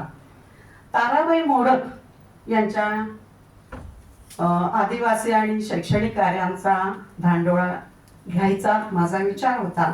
आणि ताराबाई मोडक आणि आदिवासी आणि शिक्षण हा विषय इतिहासाचा असू शकत नाही, त्यामुळं हा इतिहासाचा प्रबंध कसा असेल अशी चर्चा त्यावेळेला इतिहास आदी विभागामध्ये खूप झाली. आणि मला अभिमानानं सांगावं वाटतं की अमरीश पाटील सर त्यावेळेला उभे राहिले. त्यांनी सांगितलं की आता इंटरडिसिप्लिनरी अप्रोच याला खूप महत्व आलेलं आहे, ज्याला आपण आंतरविद्याशाखीय दृष्टिकोन म्हणतो. आणि त्या दृष्टिकोनातून हा आपल्या विभागामध्ये खूप चांगला अभ्यास विषय ठरू शकतो आणि हा जरूर मंजूर करावा. आणि त्यांनी समर्थन केल्यामुळे तो त्या विषयाला मंजुरी मिळाली. आणि ताराबाई मोडकांच्यावर मी सामाजिक, त्यांचं आदिवासी, त्यांचं शैक्षणिक, त्यांचं राजकीय क्षेत्रातलं असं काम केलं. म्हणजे सुरुवात करताना मला ताराबाई मोडक म्हणजे फक्त शिक्षण तज्ज्ञ, पण जसं मी कागदपत्रांचा अभ्यास करत गेले तेव्हा या स्त्रीचं काम किती विविधांगी आहे हे माझ्या लक्षात आलं. आणि मग मला अमरीश पाटील सरांचं जे त्यावेळेचं म्हणणं होतं ते पटलं की मी एक ताराबाई मोडक, पण अशा किती स्त्रिया आहेत की त्यांच्यावर अनेक प्रकारचं संशोधन होऊ शकतं. आणि माझ्या लक्षात आलं आमचं ग्रंथालय खूप चांगलं आहे. त्यानंतर 10 वर्ष मी माझ्या ग्रंथालयात स्त्रियांची अनेक पुस्तकं, चरित्र, आत्मचरित्र वाचली. सरिता पत्की यांनी काळोखाची लेख नावाचं एक चरित्र हे केलेलं, आफ्रिकेतल्या कचरा गोळा करणाऱ्या स्त्रीचं ते चरित्र, आणि त्याच्यावर तिनं खूप मोठं संशोधन त्यावर झालं. आणि मग मला अभ्यासाचा एक वेगळा विषय मिळाला, खूप वाचलं. आणि त्यानंतर मी मॅडम एक प्रोजेक्ट केला, prostitution trade, history of prostitution trade past and present. मी सांगलीत हे काम करते एका NGO बरोबर. तिथं काम करत असताना एक 17 वर्षाची सेक्स वर्कर जबरदस्तीने यायच्यात आलेली, ती माझ्या ओळखीची झाली, माझ्याशी बोलू लागली. आणि एकदा बोलता बोलता तिनं तिची दैनंदिनी मला दाखवली की रोज किती ग्राहक तिच्याकडे येतात, किती तास ते तिच्या बरोबर, तिच्या शरीराबरोबर किती तिला ते हे करून त्रास देतात. याचं इतकं दर्द भरळ आणि इतकं बारकाईनं तिनं वर्णन केलेलं होतं. आणि या व्यवसायात यायला भाग पाडणारी तिची ती सामाजिक व्यवस्था, तिचे ते कुटुंबातलं ते वातावरण, याबद्दलही तिनं भरभरून लिहिलं होतं. ते वाचताना मी म्हणजे गदगदून रडले. आणि मग मी ठरवलं की नाही, मग मी ह्या विषयावर पण काहीतरी संशोधन करेल. आणि मग मी माझा मायनर प्रोजेक्ट मॅडम प्रॉस्टिट्यूशन ट्रेडवर केला. म्हणजे स्त्रियांचा अभ्यास, स्त्री चळवळीतल्या स्त्रियांचा अभ्यास, ज्यांनी साहित्य लिहिले त्यांचा अभ्यास, हाच अभ्यास विषय नाहीये, तर अशा वेगळ्या क्षेत्रात काम करणाऱ्या शोषित स्त्रिया देखील इतिहासाचा अभ्यास विषय ठरू शकतात. म्हणजे अशा अनेक स्त्रियांचं साहित्य आहे की ज्यात अभिजन वर्गातल्या स्त्रियांनी, विभावरी शिरोडकरांवर मॅडम लिहिलेलं आहे. त्याचबरोबर बेबी कांबळे यांनी जीर्ण आमूचं एक छोटं पुस्तक लिहिलेलं आहे, त्याच्यावर एक PhD होऊ शकते. यासारख्या शोषित स्त्रियांचं देखील स्त्रियांनी देखील आपल्या वर झालेल्या अन्यायाचं वर्णन करणारं चित्रण केलेलं आहे. असं खूप स्त्रियांचं साहित्य आहे, ते वाट बघतंय प्रकाशात यायचं. आणि म्हणून इथे जे भविष्यातील संशोधक आहेत त्यांनी आपला संशोधन विषय निवडताना डॉक्टर वांबुरकर मॅडम यांनी मांडलेल्या सबलटर्न दृष्टिकोनाचा स्वीकार करावा. कारण इतिहासाच्या पाऊलखुणा केवळ सरकारी कागदपत्रात नसून त्या उपेक्षित वर्गांच्या साहित्यात आणि जगण्यातही दडलेल्या आहेत. त्या शोधणे, त्यांना प्रकाशात आणणे हेच आपले ऐतिहासिक उत्तरदायित्व आहे असे मला वाटते. आज ह्या निमित्ताने इतिहास परिषदेने आणि या महाविद्यालयाने, इथल्या इतिहास विभागाने मॅडमचे अत्यंत ओघवत्या शैलीतील अभ्यासपूर्ण व्याख्यान ऐकण्याची संधी आणि त्यावर अध्यक्षीय मनोगत व्यक्त करण्याची संधी मला इथे उपलब्ध करून दिली, त्याबद्दल मी त्यांचे मनपूर्वक आभार मानते. आपणही माझे विचार ऐकले त्याबद्दल मी आपणा सर्वांचे आभार मानते आणि माझे अध्यक्षीय मनोगत थांबविते. धन्यवाद. धन्यवाद मॅडम. आपण खूप मार्मिक पद्धतीने आपला अध्यक्षीय अभिप्राय व्यक्त केला आणि पुढील संशोधन विद्यार्थ्यांसाठी आंतरविद्याशाखीय दृष्टिकोनातून उपलब्ध असणाऱ्या स्त्री संशोधनाच्या संधी याच्यावरही मार्मिकपणे भाष्य केलं. खूप खूप धन्यवाद. मी सर्व सन्माननीय मान्यवरांना विनंती करते की त्यांनी कृपया आसनस्थ व्हावं. यानंतर या सत्राचे आभार डॉक्टर धीरज शिंदे सर यांनी मानावेत ही विनंती. धन्यवाद. रयत शिक्षण संस्थेचे सद्गुरू गाडगे महाराज महाविद्यालय या महाविद्यालयात आयोजित 28व्या